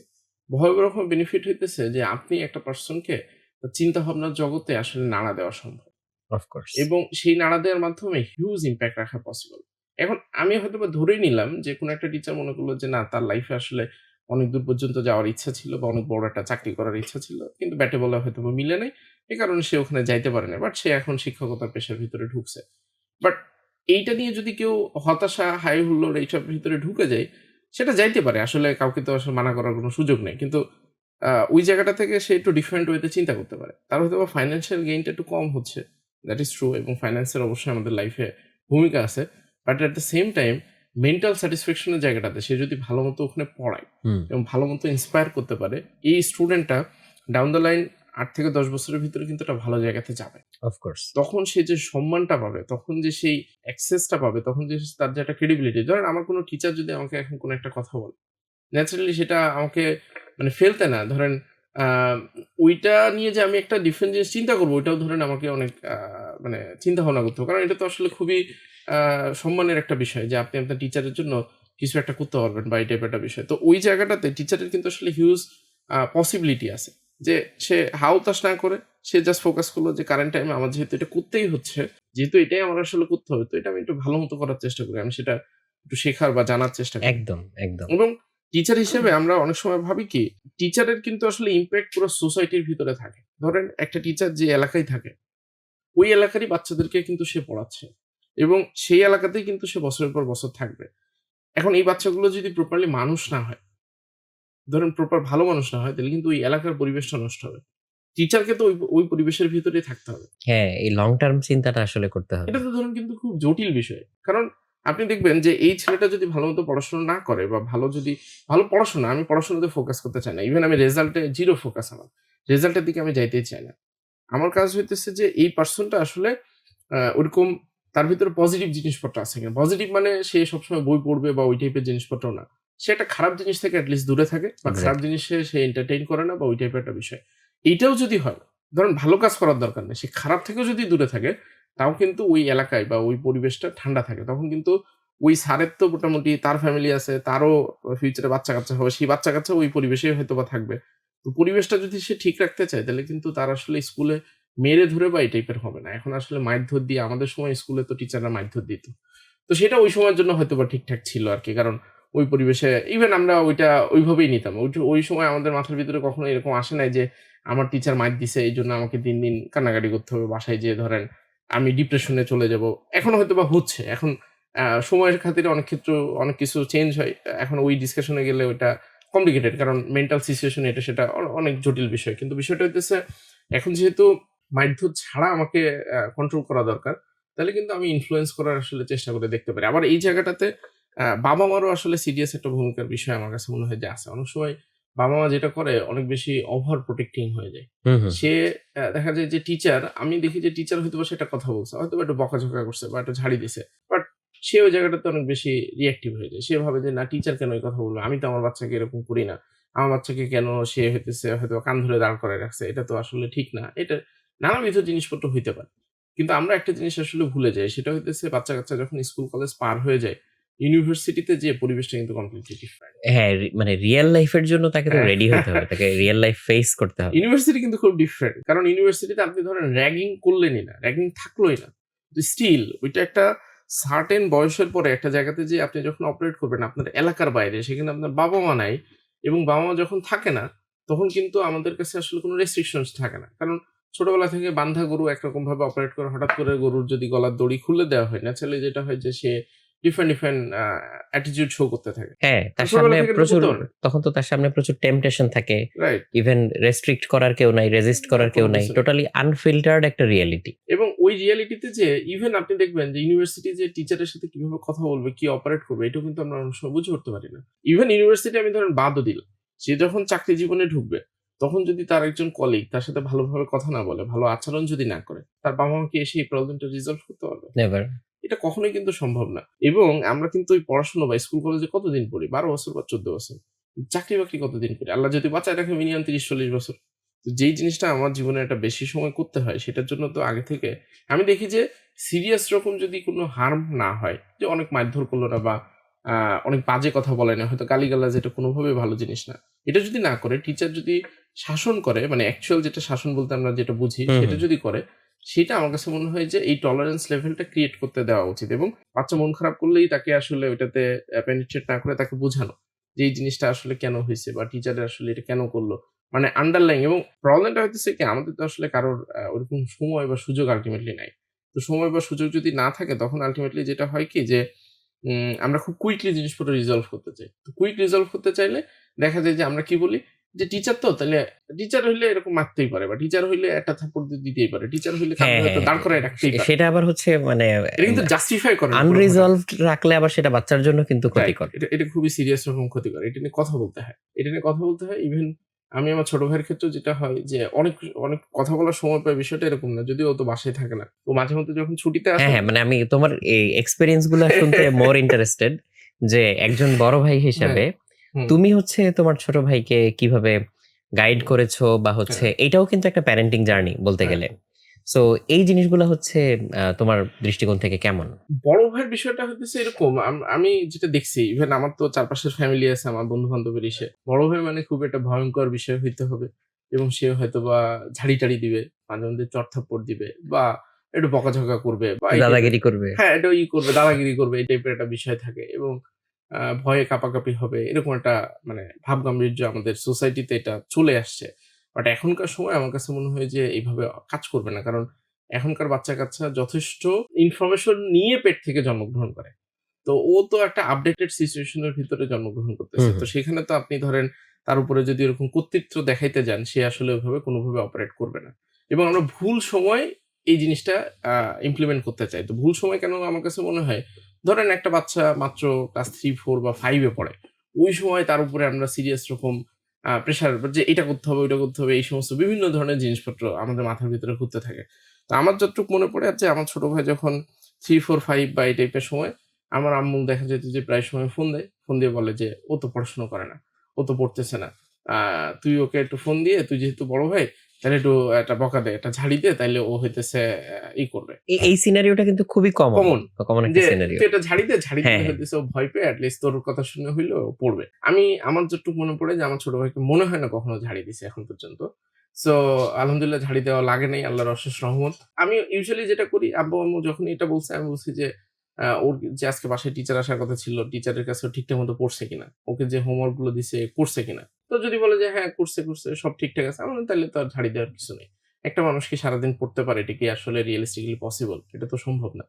একটা পড়া তো তার হয়ে গেছে। যদি তার পড়া একবার হয়ে যায়, সে ক্লাসরুমে ঠিকঠাক করে, তাহলে আমার তো পরবর্তীতে ঝাড়ি দিয়ে তাকে, ওই যে আব্বা-আম্মার মাথার ভিতরে একটা জিনিস কাজ করে। তারা হয়তো আমাদের ভালোর জন্যই বলে যে সারাদিন পড়লে হয়তোবা বেনিফিট। এখন কেউ যদি কম সময়ে পড়ে ফেলতে পারে, হুম। সেটা কভার করে ফেলতে পারে, তাহলে তো আমার এটার মাথা ব্যাথা করার কিছু নাই। ইভেন আমি আমার আব্বা-আম্মুকে সবসময় একটা জিনিস বলছি যে, এটাও আমার একটা কমন টেনডেন্সি যে 3, 4, 5 এ সে হইতেছে 1st, 2nd হচ্ছে, 3rd হচ্ছে, এটা নিয়ে অনেক মাথা ব্যাথা করে। আমার আব্বা-আম্মাও করছে। আমার ছোট ভাইও 1st, 2nd, 3rd বা 1st ই হয়েছে মোস্ট লাইকলি আলহামদুলিল্লাহ। মানে আমি কখনোই এটা নিয়ে মানে অনেক খুশি হয়ে গেছি এই টাইপের কোনো কিছুই না। আমার আব্বা-আম্মা বলছে যে, "ও তো এই টার্মে ফার্স্ট হইছে এটা সেটা।" আমি বলছি, "ঠিক আছে, ওকে ফাইন। মানে আলহামদুলিল্লাহ কোনো সমস্যা নাই।" বাট ওইটা সেলিব্রেট করার মতো আমার কাছে মনে হয় না যে বিশেষ কোনো কিছু। কারণ 3, 4, 5 এ আমি আমার লাইফের এক্সপেরিয়েন্স থেকে দেখছি যে 3, 4, 5 এ 1st, 2nd, 3rd হয়ে বিশেষ কোনো লাভ হয় না। এটার কোনো বেনিফিট আমাদের পরবর্তী জীবনে খুব বেশি একটা কাজে লাগে না। রেদার আমি দেখছি যে লাইফের কিছু গুরুত্বপূর্ণ টার্নিং পয়েন্ট থাকে। ওই সময়টাতে যদি এটলিস্ট সিরিয়াস হওয়া যায় বা ওই সময়গুলোতে যদি সে কেয়ারফুল, কারণ সিরিয়াস হওয়ার যে বিষয়টা, এটা আমাদের লাইফে লিমিটেড। হুম, হুম। আমরা লাইফে কিন্তু ধরেন ২৪ ঘন্টা যখন আমরা অপারেট করি বা ২৪ ঘন্টা যে এই যে জেগে মানে ২৪ ঘন্টা যে বেঁচে আছি, আপনি কি ২৪ ঘন্টায় কখনো সিরিয়াস থাকতে পারেন বা অ্যাওয়ার থাকতে পারেন? এটা একটা মানুষের সম্ভব পক্ষে না। সম্ভব? সম্ভব না। আপনি হয়তোবা ৬ থেকে ৭ ঘন্টা আপনি ঘুমাবেন। আপনার অন্যান্য কাজে আরো 6-7 ঘন্টা সময় চলে যাবে, খাওয়া দাওয়া, গোসল, বিভিন্ন জিনিসপত্র। কিন্তু অ্যাক্টিভ যে টাইমটা এই 10-12 ঘন্টার ভিতরে আপনি দেখবেন 6 থেকে 7 ঘন্টা থাকে যে আপনি খুবই অ্যাক্টিভ থাকেন। যে সময় আপনি হয়তোবা আপনার কাজকামগুলো করতে পারেন। খুব ক্রিয়েটিভ জিনিসপত্র ওই সময় করা যায়। তো তাইলে একটা মানুষের পক্ষে তো আসলে লং টাইম ধরে ওইভাবে অ্যাক্টিভ থাকা পসিবল না। সো আমি লাইফের টাইম ফ্রেমেও যদি দেখি, আমাদের ওভারঅল সোসাইটিতে যেটা হয় কি, একটা বাচ্চা 3, 4, 5, 6 এ যেই পরিমাণ সিরিয়াস হবে, কারণ ওই সময় হয় কি আমাদের অধিকাংশ বাবা-মা 4 মানে 6, 7 বা 8 পর্যন্ত পড়াশোনাটা বুঝে। যে ওই সময় পড়াশোনা কেমনে হয় এটা বুঝে। কিন্তু ইউনিভার্সিটিতে ওঠার পরে বাবা-মা কিন্তু পড়াশোনা ধরে উঠতে পারে না। কারণ অনেকের হয়তোবা ইউনিভার্সিটিতে অনেক বাবা-মা ইউনিভার্সিটিতে পড়ে নাই। আমার আব্বা-মাও পড়ে নাই। ইউনিভার্সিটিতে যদি সিরিয়াস ভাবে না পড়ে, তখন কিন্তু সে এটা সম্পর্কে জানেও না ওইটার সিরিয়াসনেস কেমন হওয়া দরকার। অনেক ক্ষেত্রে ভাবে যে ইউনিভার্সিটিতে গেলেই হয়তোবা তার 4 বছর পড়বে, এরপর চাকরি-বাকরি পাবে বা এটা পাবে। কিন্তু এভাবে কাজ করে না। না। ইভেন স্কুল, কলেজ বা কলেজের সময় যে সিরিয়াস হইতে হয়, এটাও অনেক সময় কিন্তু বাবা-মা বুঝে। এখন ওই সময় যদি বাবা-মা সিরিয়াস হইতে বলেও, তো ওই বাচ্চা সিরিয়াস হয় না। কারণ ওর লাইফে যে সিরিয়াসনেস এর বিষয় ছিল, এটা 3, 4, 5, 6 এ এত পরিমাণে হইছে, ওর তো আর ওই ব্যান্ডউইথ নাই। না, তো ওর ব্যান্ডউইথ যখন শেষ হয়ে যায়, তখন তো ও তখন মনে করে যে আমি তো পুরা লাইফে শুধু প্রেশারের ভিতরে অপারেট ওর করতেছি। মধ্যেও একটা ফ্যাটিগ চলে আসে, একটা হ্যাঁ, অনীহা স্বাভাবিক। চলে আসে। অনেক তো আমি ওই ক্লাস 5 পর্যন্ত ওকে কখনোই এই সমস্ত জিনিসপত্রতে আমি ধরেন কোনটাতে ভালো রেজাল্ট করছে, ইভেন কখনো আমি জিজ্ঞাসাও করিনি যে কেমন হইছে, কি হইছে না হইছে। এগুলা নিয়ে ধরেন আমার খুব কম কথাবার্তা হইতো। ও যেহেতু আব্বু-আম্মুর সাথে থাকে, আমি যখন বাড়িতে যাইতাম, একদম শুরুর সময় থেকে আমার যতটুকু মনে পড়ে যে বাড়িতে গেলে এখন পর্যন্ত ও কখনো আমার ফোনে গেম খেলা তো দূরে থাক। হয়তো মাঝে মধ্যে ১-২ বার খুব রেয়ারলি মানে ছবি তুলছে ফোন দিয়ে, এরকম হইতে পারে। বাট ফোন ধরা বা এটা সেটা। আমি ধরেন মোস্ট লাইকলি কোনো এক সময় বলছিলাম ওকে যে, আ মানুষের ফোন আমার কাছে মনে হয় না ধরাটাই সবচেয়ে বেটার। আর মোবাইল ফোনের ভিতরে তো আসলে ডিফারেন্ট জিনিসপত্র থাকে। সেটা ইউজ করার জন্য একটা আমার কাছে মনে হয় যে একটা বয়স পর্যন্ত যাওয়ার বিষয় আছে। এবং আমি সবসময় একদম ও ছোট থেকেই আমি খুব ঠান্ডাভাবে কথাবার্তা বলার চেষ্টা করছি। এবং ও কিন্তু এমন না যে খুবই ঠান্ডা স্বভাবের মানুষ। ও ধরেন ভয়াবহ রকমের আ দুষ্টু বলা যায় এবং ও ভয়াবহ রকমের ডেঞ্জারাস আরকি। তো আব্বু-আম্মুর সাথে ধরেন আ ও যেহেতু ছোট আর আব্বা-আম্মুরও বয়স হইছে। তো ন্যাচারালি ও ছোটবেলা থেকে জিদের পরিমাণ ভয়াবহ রকমের বেশি। ও ধরেন কোন একটা জিনিস হয়তোবা চাইছে বা করতে চাচ্ছে। তো দেখা যাচ্ছে যে খাওয়া-দাওয়া বন্ধ করে দিছে বাড়িতে। তো আম্মু ফোন দিয়ে বলছে যে ওদের, তো আমি তখন বলছি যে, "আচ্ছা ঠিক আছে, ও যদি না খাইতে চায় তাহলে না খেয়ে রেখে দাও। দেখো যে কতক্ষণ না খেয়ে থাকে।" তো ইউজুয়ালি ধরেন আমি যে ওকে আবার আব্বু-আম্মু বলছে যে না খেয়ে থাকতেছে থাকুক। আমি যে ওরে আবার বুঝাইতে যাবো বা আমি ওকে আবার হইতেছে ঝাড়ি দিব। কারণ কেউ যখন রেগে থাকে ঠিক ওই মুহূর্তে যেয়ে আপনি যদি তারে বুঝাইতে যান, আরো সে জোর খাটানো এটা আরো মানে এটা নেগেটিভ তারা হয়। নেগেটিভ ইমপ্যাক্ট দেয়। একটা ব্রেক টাইম দিতে হয়। সো ও ওর মতো করে একটু নরমালাইজ হওয়ার সময় দিতে হবে। কারণ আমরা অনেক সময় ভাবি কি যে একটা ছোট বাচ্চা-কাচ্চা বা যেই হোক না কেন, যে একটা রাগের মুহূর্তে যদি যায় বা তার মনটা যদি খারাপ হয়, ইনস্ট্যান্টলি তার ভালো হয়ে যাবে বা এই টাইপের। আসলে তো বড়দের ক্ষেত্রেও এভাবে কাজ করে না। একটা ব্রেক টাইম দিতে হয়। আস্তে ধীরে সে এটাকে নরমালাইজ হয় বা নিউট্রাল হয়। তো এর পরবর্তীতে ও ওই যে ক্লাস 6 থেকে আ ক্যাডেট কলেজে কোচিং করা স্টার্ট করছে। তো তখন আমি মোটামুটি বুঝতে পারছি যে এটা তার লাইফে একটা সিরিয়াস টার্নিং পয়েন্ট হইতে পারে। হুম, কারণ একটা পরিবেশ যদি চেঞ্জ হয়, এরকম টার্নিং পয়েন্ট আমাদের লাইফে বেশ কয়েকবার আসে। এক হইতেছে কেউ যদি স্কুলে পড়ার পরে কোনো একটা ভালো কলেজে পড়তে চায়, হুম। তখন তার ওইটা একটা টার্নিং মোমেন্ট হইতে পারে। আবার কেউ যখন কলেজ পাস করার পরে ইউনিভার্সিটিতে পড়তে চায়, পরিবেশটা আসলে খুবই গুরুত্বপূর্ণ। পড়াশোনার তো একটা বিষয় তো আছেই। বাট এটার বাইরেও আমার কাছে মনে হয় যে পরিবেশটা সিরিয়াস রকম ইম্পোর্টেন্ট। ধরেন আমি আমার কলেজ লাইফে অনেক বেশি পড়াশোনা করছি, বিষয়টা এরকম না। কলেজ লাইফে এসে আমি মনে হয় পড়াশোনা আমার পুরা প্রাইমারি স্কুল থেকে শুরু করে আ কলেজ পর্যন্ত যতটা পড়াশোনা করছি, তার মনে হয় ৩ ভাগের ১ ভাগও আমি মনে হয় কলেজে পড়ি নাই। বাট স্টিল আমি দেখি যে আমার লাইফের সবচেয়ে ইমপ্যাক্টফুল টাইমটা হচ্ছে আমার কলেজের সময়টা। কারণ এখানে যে পরিবেশে আমি বড় হয়েছি, যেমন আমি দেখতাম যে আমার চারপাশে আমার ফ্রেন্ডরা কন্টিনিউয়াসলি পড়াশোনা করতেছে, সমানে ধোঁয়ায় পড়তেছে এবং ওরা অনেক ভালো রেজাল্ট করে। ওদেরকে আমি দেখে খুব অবাক হইতাম যে মানুষ এত পড়তে পারে। আমি নটরডেম কলেজে ভর্তি হওয়ার পরে দেখছি যে পড়াশোনাও যে একটা মজার জিনিস হইতে পারে, এটা যে মানুষ ইচ্ছা নিয়ে করতে পারে, এটা আমি এখানে এসে দেখছি। ধরেন আপনি দেখছেন যে ক্যান্টিনে ক্যান্টিনে বসে টিফিন ব্রেক পড়তেছে, পড়তেছে, বাস্কেটবল কোর্টে পড়তেছে, পড়তেছে, বারান্দায় বসে পড়তেছে। বারান্দায় বসে পড়তেছে, মাঠে একপাশে মাঠে পড়তেছে, ধুন্দুমার ফুটবল খেলা হচ্ছে, আরেক পাশে পোলাপান বসে পড়তেছে। পড়তেছে। এবং ধরেন ক্লাসের মধ্যে আমাদের তো এক ক্লাসরুমে ১৮০ জন করে বসে। তো মানুষের মনে হতো ১৮০ জন একসাথে কেমনে পড়াশোনা করে?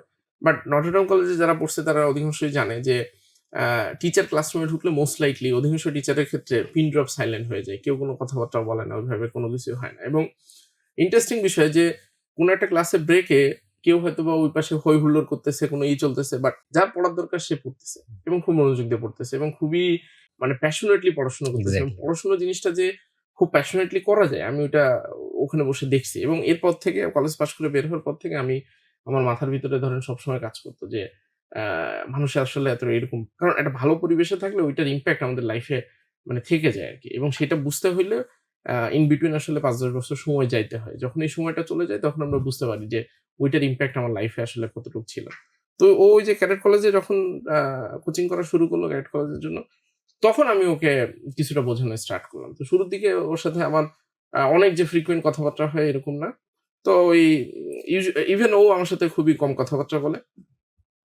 তো আমি ওর সাথে কথা হইলো। তো আমি ওকে শুরুতেই বললাম যে, "দেখো, এটা তো আসলে খুবই প্যারাদায়ক জিনিস।" আমি নিজেও ক্যাডেট কলেজে আ ভর্তি পরীক্ষার প্রিপারেশন নিছি এবং প্রিপারেশন নিতে যেয়ে আমি ওকে বলছি যে, "দেখো, আমিও 5 পর্যন্ত কিন্তু আমার রেজাল্ট খুবই ভালো ছিল। কিন্তু এর পরবর্তীতে আমি যখন 6 এ কোচিং করা স্টার্ট করলাম এবং ওই সময় আমি আসলে মনোযোগ দিয়ে পড়াশোনা করি নাই। হুম, হুম। ফাঁকিবাজি করছি এবং দেন আই রিয়ালাইজ যে আসলে আমি আসলে খুব মন থেকে চাইতাম যে আমি ক্যাডেট কলেজে পড়বো। আমার খুব পড়ার ইচ্ছা ছিল। বাট ওই যে ফাঁকিবাজি করছি, সো পড়াশোনা ঠিকঠাক মতো পড়ি নাই। তো এটা তো আসলে ভালো জিনিস হয় নাই। তো আমি ওকে সবসময় একটা জিনিস বলতাম, ক্যাডেট কলেজে না পড়লে যে তার লাইফ শেষ হয়ে যাবে বিষয়টা এরকম না। আবার এইটাও একটা ট্রেন্ড এর মতো। অনেক সময় আমরা এটা বলতে থাকি যে, ধরো তুমি যদি একটা ভালো ইউনিভার্সিটিতে না পড়ো তো কি বা যায় আসবে এই টাইপের। যায় আসবে না। কিন্তু এইটা যদি শুরুতেই কোন একটা পারসন মেনে নেয়, তখন কিন্তু তার ভিতরে ওইটা অ্যাচিভ করার জন্য যে একটা মানে ক্ষুধা থাকার কথা, সেটা কিন্তু অনেক ক্ষেত্রে কমে যায়। সো না হইলে ঠিক। মানে যখন হইল না তারপরে আমি হয়তো চিন্তা করতাম, আচ্ছা ঠিক আছে হয় নাই, তাহলে আমি পরের অপরচুনিটির জন্য ওয়েট করব। কিন্তু হওয়ার আগেই যদি আমার মাথার ভিতরে একটা জিনিস সেট থাকে যে এটা যদি আমি ফেইল করি, আমার কোন প্রবলেম নাই। হ্যাঁ, মানে আগে থেকেই নিহিলিস্টিক চিন্তা ভাবনা তো আসলে সেটাই। মানে ভালো না। তো তখন এটা তো আসলে ভালো জিনিস না আরকি। তো এর পরবর্তীতে আমি ওকে আসলে ওই একবার কথা হইল, তো তখন আমি ওকে বলতেছি যে, "দেখো, এটা কিন্তু খুবই কম্পিটিটিভ বিষয়। তো এই কম্পিটিটিভ জায়গাতে আসলে তুমি যদি টিকে থাকতে চাও তাহলে তোমাকে পড়তে হবে। তুমি যদি ঠিকঠাক মতো না পড়ো, এটা স্কুলে তুমি যেরকম কম পড়ে আসলে পাস করতে পারছো বা এটা সেটা বা ভালো রেজাল্ট করতে পারছো, এটা কিন্তু পারবা না। এটা প্রত্যেকটা জিনিস খুবই সিরিয়াস। আর আমি পড়াশোনা থেকে ওকে যেটা বলছি যে, দেখো, তুমি যদি বাসায় থাকো, তাহলে তোমাকে আল্টিমেটলি গ্রামে থাকতে হবে এবং গ্রামে থেকে গ্রামের স্কুলে পড়তে হবে। তারপর আস্তে ধীরে হয়তোবা তুমি কলেজে যাবা। ইন বিটুইন অনেক সময় চলে যাবে এবং এই পারসনদের সাথে গ্রামের যে পরিবেশ বা সবকিছুতে তোমার ভালো লাগবে কিনা, এটা তুমি যে একটা ভালো পরিবেশে যাচ্ছ, যেখানে হয়তোবা তুমি এমন মানুষজনদের সাথে পড়াশোনার সুযোগ হবে যারা পড়াশোনা নিয়ে অনেক বেশি প্যাশনেট হুম। এবং তারা ভালো স্টুডেন্ট বা ভালো মানুষ হওয়ার একটা প্রবাবিলিটি তো অনেক শার্প অ্যান্ড বেশি। ব্রিলিয়ান্ট হ্যাঁ, মাইন্ডস। তো ওই পরিবেশের ভিতরে থাকলে কিন্তু তোমার এটা একটা সুবিধা আছে। এবং ওখানে থাকলে এমন না যে শুধু তোমাকে সারাদিন পড়াশোনা করতে হবে। ওখানে তুমি সবকিছু করারই আসলে সুযোগ পাবা। ইভেন ওখানে এমন জিনিসপত্র করার সুযোগ হবে যেটা তুমি বাসায় আসলে করতে পারবে না। আমি দেখছি যে ধরেন আ ওদের ওখানে নিয়ম করে বছরে ২ বার ও পিকনিকে যায়। একটা হইতেছে ফুল কলেজের পিকনিক হয়। ওরই ক্লাসের পিকনিক হয়। হুম, হুম। এবং এই যে ১৪ এপ্রিল হইছে, পহেলা বৈশাখ হইছে, ঈদ মানে আপনার ওদের ওখানে ওই যে স্বাধীনতা দিবস বলেন, বিজয় দিবস বলেন, এই টাইপের যত ধরনের ন্যাশনাল হলিডেজ আছে, এগুলো খুব চমৎকারভাবে ওরা সেলিব্রেট করে। হুম। কারণ এটা তো মিলিটারি দিয়ে পরিচালিত হয়। সো ন্যাচারালি ওরা খুব ভালো, এটা তো বাসায় থাকলে ধরেন অধিকাংশ বাচ্চাই আসলে যারা আসলে গ্রাম এলাকাতে থাকে বা হয়তোবা উপশহর অঞ্চলগুলোতে থাকে, সেখানে কিন্তু এই সুযোগ অত বেশি একটা নাই।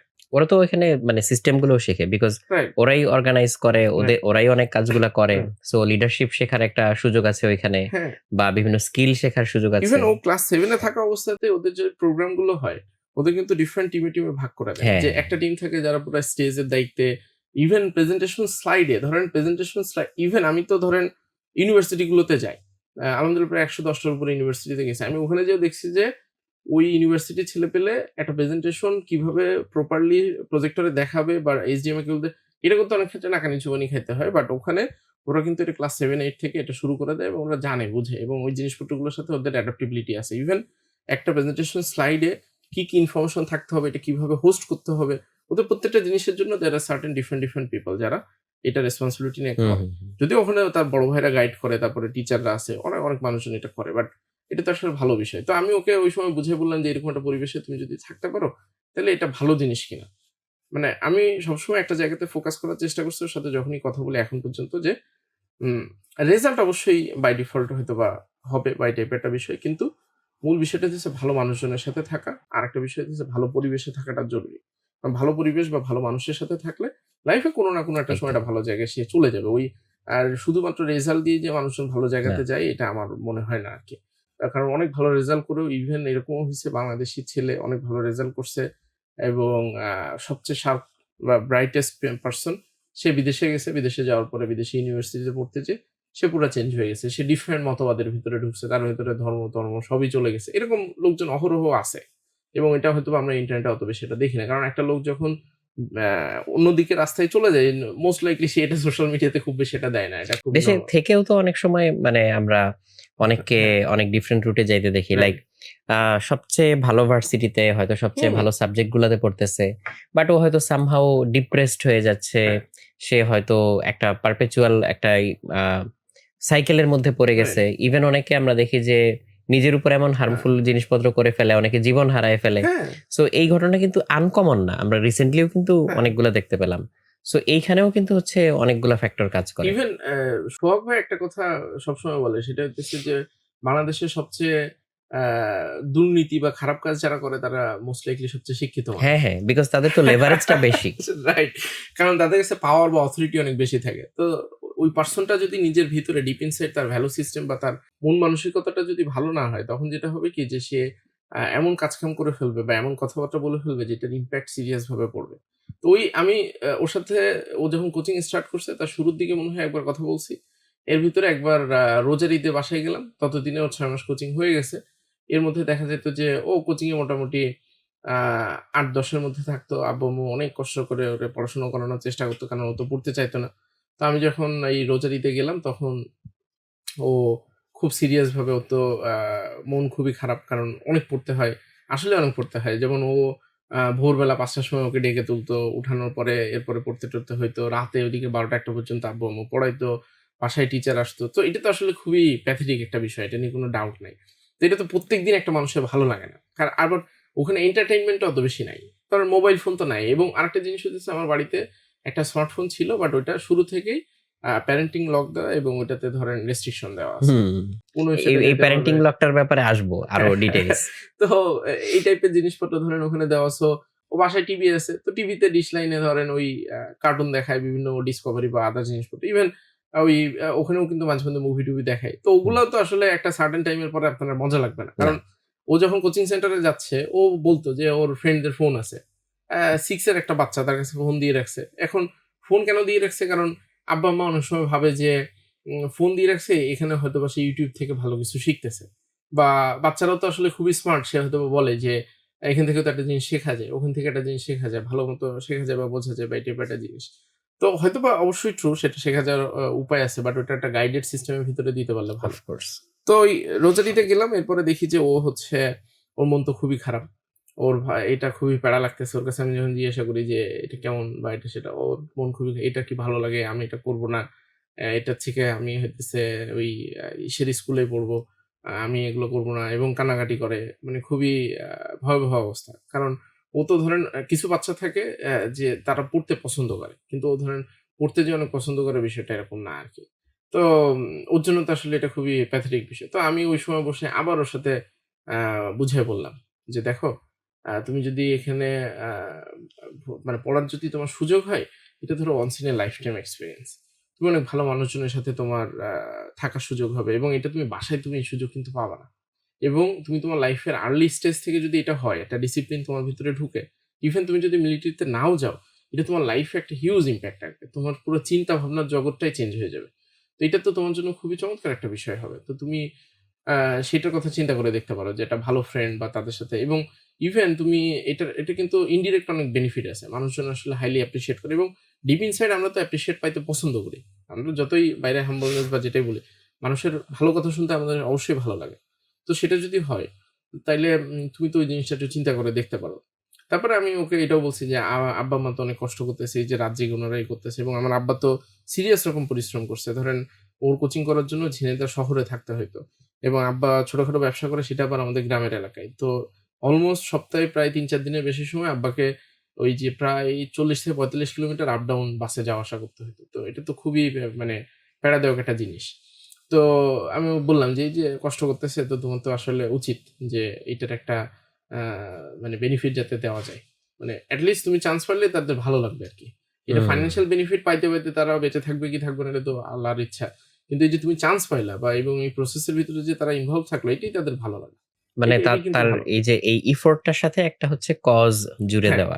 এবং ইন্টারেস্টিং বিষয় আমি কিন্তু আলহামদুলিল্লাহ ধরুন বাসায় যখন যাই, তখন কিন্তু আমার বউ অনেক সময় বলে আরকি যে, আমি বাড়িতে গেলে অনেক ক্ষেত্রে চেঞ্জ হয়ে যাই। কারণ বাড়িতে গেলে আমি ফোন স্ক্রল করা বা ফোনের ভিতর মানে খুব না পারলেই না যে একটা ফোন ইভেন একটা সময় পর্যন্ত ছিল বাট আমি রিসেন্ট গত ২-৩ বছরের কাছাকাছি সময় হবে। এটার পেছনে সোহাগ ভাইয়ের একটা সিরিয়াস রকম ভূমিকা আছে। তো আমি আমার বউয়ের সাথে যখন রেস্টুরেন্টে খাইতে যাই বা করতে যাই, তখন আমি হচ্ছে মোবাইল ফোন একদম এক্সট্রিম সিচুয়েশন না হইলে আমি কখনো মোবাইল ফোন করি না। ফোন আমার পকেটের ভিতরেই থাকে এবং অনেক ক্ষেত্রে দেখা যায় যে ছবি তুলতে চাইলে ১-২ টা ছবি অবশ্যই তুলি। বাট ওইটা জাস্ট ওই সময়টুকুতে আমি ধরেন কথা বলার চেষ্টা করি। অনেক সময় কথা থাকে না। তারপরে দেখা যায় যে ইন জেনারেল রেস্টুরেন্টের বিভিন্ন জিনিসপত্র নিয়ে কথাবার্তা হয়। আর আমার যেটা হয় আমার বউর সাথে আমি আমার অফিসের অনেক জিনিসপত্র নিয়ে কথাবার্তা বলি এবং সে আমার অফিসের অলমোস্ট সবকিছুই জানে যে অফিসে কি হচ্ছে, কখন কোন চ্যালেঞ্জ যাচ্ছে বা আদার জিনিসপত্র। তো আমি বাড়িতে গেলে যেটা হয় যে আমি ফোন একদম না চালানোর চেষ্টা করি এবং আ ফোন, Facebook এবং আদার্স জিনিসপত্র যে আমি চালাই না এটা ও খুব ভালো মতো জানে। ইভেন আমি ওর সাথে রিসেন্ট টাইমে একটা জিনিস নিয়ে কথা বলছি। লাস্ট ও যখন ভ্যাকেশনে আসছে বা তার আগেই সম্ভবত বলছি। যে ও তো দেখছে যে আমি প্রোগ্রামিং হিরোতে জয়েন করার খাতিরে এখন প্রচুর পরিমাণে ইন্টারনেটে ভিডিওস বা হুম, আদার হুম, হুম। জিনিসপত্র দিতে হয়। তো এটার কারণে দেখা গেছে যে সোশ্যাল মিডিয়া একটা প্রেজেন্স তৈরি হইছে। অনেক ভিডিওস বা আদার জিনিসপত্র যায়। তো এটা তো ওর মাথার ভিতরে একটা রাখে যে, কারণ ও তো YouTube এ অনেক সময় ভিডিও-টিডিও দেখছে। হ্যাঁ, হ্যাঁ, যে ইউটিউবার হচ্ছে এবং এটা তো একটা ফ্লাশি জিনিসপত্র যে হ্যাঁ। ওখানে গেলে নেম, ফেম মানুষজন লাইক করতেছে, কমেন্ট দিচ্ছে, ফলোয়ার হচ্ছে। এটা তো আসলে খুবই এক্সট্রিম একটা জিনিস। এটা আ খুবই ভয়াবহ একটা বিষয়। তো আমি ওর সাথে এটা নিয়ে কথা বলছি। আমি ওকে বলছি যে, "দেখো, আমি কিন্তু তুমি যদি খেয়াল করে দেখো যে আমি প্রোগ্রামিং হিলতে জয়েন করার আগেও আরো ৫ বছর একটা জায়গাতে কাজ করছি। তো আমি কিন্তু তখন এগুলো করতাম না। কারণ ওইটার জন্য মানে ওই জবের জন্য এটা আসলে রিকোয়ার্ড বা ওই টাইপের কোনো হুম, কিছু হুম, হুম। ছিল না। বাট এখন যেহেতু এটার কারণে আমাদের ম্যাস লেভেলের অডিয়েন্স এর সাথে কানেক্ট করতে হয়, তো আমার এই ভিডিওস বা আদার জিনিসপত্র করতে হচ্ছে। বাট এইটা ধরো এমন না যে এটা দিয়ে ফলোয়ার বা আদার জিনিস এবং ইভেন এটার কোনো আসলে মিনিং ও নাই এবং আমি যে কথাবার্তাগুলো বলতেছি এখান থেকে যদি মানুষের কোনোভাবে বেনিফিট হয় তাহলে তো আলহামদুলিল্লাহ খুবই ভালো বিষয়। এবং সেটা বলার জন্য কিন্তু তোমাকে একটা সার্টেন টাইম ওয়েট করতে হবে। তুমিও হয়তোবা লাইফে একটা সময় বলতে পারো, যখন তোমার লাইফে একটা এক্সপেরিয়েন্স হবে, তুমি ডিফারেন্ট প্রসেস এর ভিতর দিয়ে যাবা। সেটা তুমি চাইলে তখন শেয়ার করতে পারো। বাট এখন যদি তুমি এটার ভিতরে ঢুকো, তাহলে তোমার focus and attention completely change হয়ে হুম, যাবে। হুম, হুম। এবং এটা ভালো জিনিস না। সো বেটার হইতেছে যে তুমি এটার ভিতরে না ঢোকাটাই সবচেয়ে ভালো বিষয়। তো ইভেন আমি আরেকটা বিষয় হইতেছে আমরা মানে ভাই হওয়াটা আমার কাছে মানে আমার ছোটবেলা থেকে মনে হইতো আমি একটা লম্বা সময় ধরে যেহেতু একা বড় হইছি, আমার খুব মনে হইতো যে আমার যদি একটা ভাই-বোন থাকতো তাহলে খুবই মজা লাগতো। এবং আ আমার ছোট ভাই যখন হইছে তখন আমার খুবই ভালো লাগছে। খুবই মানে আমার কাছে মনে হইছে যে খুবই ভালো বিষয়। বাট ওভার দ্যা টাইম ও যখন বড় হইছে আমিও যখন বুঝতে শুরু করছি আমি গত আ ৫ বছরের অভিজ্ঞতা থেকে যদি বলি, আমার কাছে এখন মনে হয় যে এটা একটা হিউজ রেসপনসিবিলিটির বিষয়। এটা হিউজ হ্যাঁ, পেইন। কারণ এখানে একটা খুবই সাটল একটা পয়েন্ট আছে। সেটা হচ্ছে যে মানে একটা তো ঠিক যে হ্যাঁ, একজন বড় ভাই হিসেবে বা একজন বড় বোন হ্যাঁ, হিসেবে ছোট ভাই-বোনদেরকে সবসময় 24/7 তো আসলে গাইড করা সম্ভব সম্ভব না। না। বাট ওই যে তার লাইফের যে খুব ইম্পোর্টেন্ট মোমেন্ট গুলা, রাইট। ওই মোমেন্ট গুলাতে তাকে একটু সময় হ্যাঁ, দেওয়া, তার রেসপনসিবিলিটিটা মনে করায় দেওয়া হ্যাঁ, কিংবা তার ইফোর্টটাকে আরো ইজি হ্যাঁ, করে দেওয়া বা তার সাথে কজ হ্যাঁ, জুড়ে দেওয়া, এগুলো তো রেসপনসিবিলিটির মধ্যে হুম, একটা তো পড়েই। যেটা তুমি খুব হুম, সুন্দরভাবে বললা। আরেকটা পার্ট হচ্ছে এই মানে কাইন্ড অফ আমি প্যারেন্টিং হুম, পার্সপেক্টিভ থেকেই বলবো যে অনেক সময় অনেক কিছু কিন্তু বাবা-মার সাথে হুম, বাচ্চারা কমিউনিকেট করতে বলতে পারে পারে না, না। পারে না। সো ওই মোমেন্টটাই কিন্তু হচ্ছে ওই বড় ভাই বা হুম, বড় বোন কিন্তু হচ্ছে একটা মানে ভরসার স্থল, হুম, একটা হুম, আশ্রয়স্থল কিন্তু হইতে পারে। হ্যাঁ। সো ঐরকম কোনো এক্সপেরিয়েন্স কি হ্যাঁ, আছে? ওইরকম এক্সপেরিয়েন্স ধরেন ওই ইন্টারেস্টিং বিষয় হইতেছে যে আ ওর সাথে এই কমিউনিকেশন এর বিষয়টাতে হুম, এবং হুম, আমি ধরেন বাড়িতে গেলে মোবাইল ফোন বা আদার জিনিসপত্রের ভিতরে থাকি না। ইউজুয়ালি আমি ওর সাথে গল্প করতে থাকি। কারণ হুম, অনেক হুম, হুম, গল্প জমে যায়। আ প্রায় ৩-৪ মাস বা ৫ মাস পরে আমি হয়তো বাড়িতে গেছি, ওর সাথে দেখা হচ্ছে।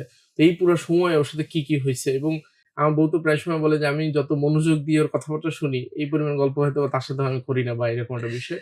তো আ একদম ফুল যে ও কি করতেছে, ইচ অ্যান্ড এভরি ডিটেইলস যে কি খাইছে, কি করছে, কখন এবং ও খুব প্যাশনেটলি ওই জিনিসপত্রগুলো দেখা যায় যে শেয়ার করে।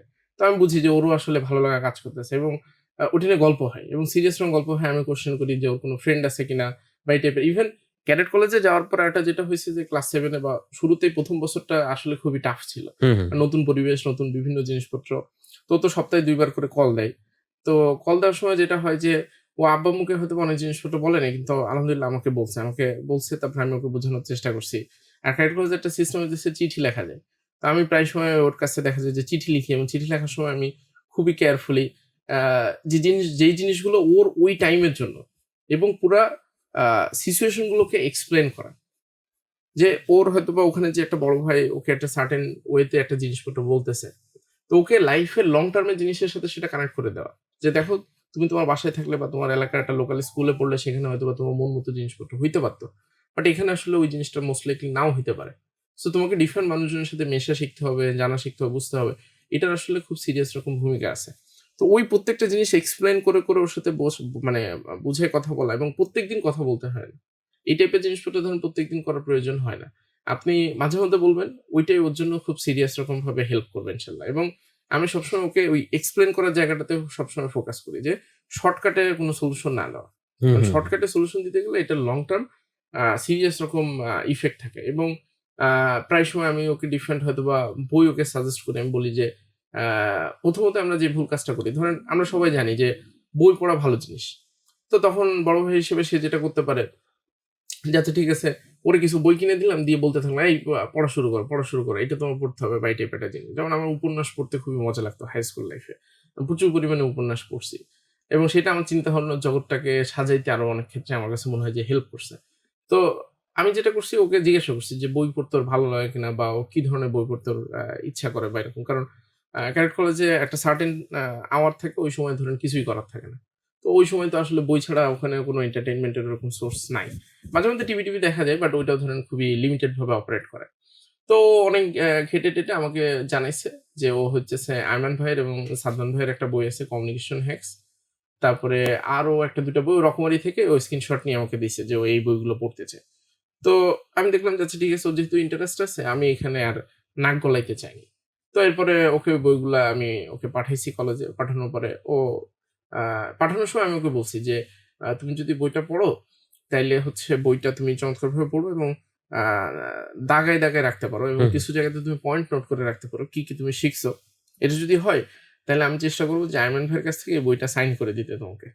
তো ও তখন আমি দেখছি যে আসলেও ওইভাবে পড়ছে। এবং পড়ছে এবং সম্ভবত ১০-১৫ দিনের ভিতরে বইটা শেষ করছে। যদিও এখনো সাইন করার সুযোগ হয়নি। সো আ ওইটা পড়া শেষ করছে এবং খুব ইন্টারেস্ট নিয়ে। এরপরে ও বলতেছে যে, "আমি কিন্তু বইটা পড়ছি, এটা কিন্তু সাইন করে দিতে হবে।" আমি বলছি যে, "আচ্ছা ঠিক আছে।" এবং আমার যেটা হয় যে ওকে আমি ওই যে অনেক ক্ষেত্রেই মানে ভাই হওয়াটা বা বোন হওয়াটা আসলে এটা একটা হিউজ রেসপনসিবিলিটির বিষয়। কারণ আমি এখন দেখি যে আমি চাইলেই অনেক কিছু আলসেমি বা অনেক হয়তোবা অনেক সময় হয় না যে সবসময় তো ভালো জিনিস করতে মন চায় না। কিন্তু সেটা করার সময় অনেক কিছু চিন্তা ভাবনা করে করতে হয়। ইভেন আমি অনলাইনে যত জায়গায় কথা বলি, কথা বলার সময় আমার মাথার ভিতরে সবসময় একটা জিনিস থাকে যে এই ভিডিও দেখবে। হুম, হুম। কারণ এই ভিডিও যদি দেখে এবং সেখানে আমি যদি এমন কোনো কথাবার্তা বলি যেটা হয়তোবা আমার ভাই ফলো করলে তার জন্য সমস্যা হইতে পারে বা প্রবলেম হইতে পারে, তাহলে এই টাইপের কথা তো আমি আসলে বলতে পারব না। এবং সোশ্যাল মিডিয়া বা ইন্টারনেট কিন্তু খুবই ভয়াবহ জিনিস। আমরা Facebook, YouTube a different videos দেই, ডিফারেন্ট এক্টিভিটি করি। অনেক ক্ষেত্রে বাচ্চাদের ডিফারেন্ট ভিডিওস আমি হুম, দেখি। একেকজনের একেক মতামত থাকতে পারে। বাট ওই বাচ্চাটা যখন বড় হবে বা হবে, তার লাইফ এর চিন্তাভাবনা তো চেঞ্জ হয়ে যাবে। হ্যাঁ। তখন তখনকার কনটেক্সট এ তার ওইটা দেখে ভালো লাগবে কিনা, এটাও একটা বিষয় কিন্তু আছে। এবং আমরা অনেক সময় না বুঝে অনেক কিছু করে ফেলি। তো ওই জায়গাটাতে আমার কাছে মনে হয় যে এটা একটা হিউজ রেসপনসিবিলিটির বিষয়। এবং বড় ভাইকে কিন্তু ওই যে বকাঝকা করে করতে হয় না। এটা তার অ্যাক্টিভিটি দিয়ে করতে পারলেই হয়ে যায়। মানে হুম। অ্যাক্টিভিটিটাই আসলে মূল বিষয়। যে ট্রু। আমি তার সামনে যদি ওটা প্র্যাকটিস করতে থাকি, ওটা যদি করতে থাকি, তখন দেখা যায় যে ও এমনিতে অটোমেটিক্যালি শিখে যাবে বা বুঝে যাবে। যেমন আগে যেটা হইতো যে একটা সময় পর্যন্ত আমার খুবই মাথা গরম হইতো এবং অনেক ক্ষেত্রে বাসায় কথাবার্তা বলার ক্ষেত্রে দেখা যেত যে চিন্তা ভাবনা না করেই অনেক কথাবার্তা বলে ফেলছি। বা রাগ করে একটা কথা একটু লাউডলি বলছি। বাট এখন আমার বলার সময় বলার আগে অনেক চিন্তা ভাবনা করে বলতে হয় যে আমি যদি এটা বলি, তাহলে ও তো এটা শিখবে। এবং ছোট ভাই-বোনের আমাদের জীবনে অনেক ইমপ্যাক্ট আছে। আমি হুম। দেখি যে আমি অত বেশি ফ্যামিলি পারসন না। এই জায়গাতে আমার বউ অনেক হেল্প করে। তাহলে সেই জায়গাটাতে সে যদি তাকে ছোট থেকেই কোনভাবে গাইড করতে পারে বা বুঝাইতে পারে যে কেমন জীবন সে চায় বা কেমন ফ্যামিলি সে চায়, তাইলে তার লাইফটা ফিউচারে ইজিয়ার হয়ে যায়। হ্যাঁ, হ্যাঁ। দেখা গেল যে বড় ভাই বা বড় বোন আছে, সে তার লাইফটাকে অর্গানাইজ করে সামনে আগায় গেল। কিন্তু এই ছোট ভাই বা ছোট বোনটা ওইভাবে আগাইতে পারল না। তখন কিন্তু লং টার্ম এ যেয়ে বড় ভাইটা সাফার করবে। কারণ বাবা-মা তো সারা জীবন থাকবে না। কিন্তু ভাই-বোন এটা তো ফেলতেও পারবে না। হয়তো কিছুদিন রাগ-বাগ করে থাকবে ২ বছর ৩ বছর কথা বলবে না। বাট দিন শেষে কিন্তু তার পরিচয় বা আইডেন্টিটি দিতে হবে যে এটা আমার ছোট ভাই বা ছোট বোন। কারণ সে যদি আসলে ওরকম একটা মানে টাকা-পয়সার খাতিরে না। আমি বলতেছি যে ভালো মানুষ হওয়ার হুম, হুম, খাতিরে হুম। যদি সে ঐরকম জায়গায় না যাইতে পারে, একটা ফ্যামিলি গ্যাদারিং বা ফ্যামিলি সেটিং এ যদি সে অপারেট করতে না পারে, তখন কিন্তু এটা একটা সিরিয়াস মানে ইমপ্যাক্ট আছে যেটা আমরা অধিকাংশ সময় বুঝে উঠতে পারি না। রাইট। এবং ওইটার কথা চিন্তা করে হইলেও সে তার এই জিনিসটা করা উচিত যে কেন এবং অনেক ক্ষেত্রে দেখা যায় যে আমরা ছোটদের সাথে অনেক কিছু শেয়ার করি না। যেমন আমি আমার অফিসের অনেক জিনিসপত্র অনেক সময় ওর সাথে ডিসকাস করি। হুম, হুম। যেমন আমি ওর সাথে একদিন কথা বলতেছি যে, "আমি আসলে অফিসে কি কাজ করি তুমি কি এটা জানো কিনা?" তো ও কয়েকটা জিনিস বলছে। ও সম্ভবত গুগল করে টরে দেখছে। তারপরে আমি বললাম যে, "আমি তো এই জিনিসপত্রগুলা করি, এই কাজ করি, এটা সেটা।" তো ওকে পুরা জিনিসটা আমি এক্সপ্লেইন করে বুঝিয়ে বলছি যে, "দেখো আমার কাজ হইতেছে এটা, আমি এভাবে কাজ করি।" তারপর ও আবার ২ টা ৩ টা কোয়েশ্চেন করছে। আমি ওগুলার অ্যান্সার করার চেষ্টা করছি। তো ও ডিফারেন্ট জিনিসপত্রতে ও দেখা গেছে যে আম ও বলার চেষ্টা করে এবং অনেক ক্ষেত্রে আমরা যেটা ভাবি যে বলে দিতে হবে যে এটাই করো, ওটাই করো।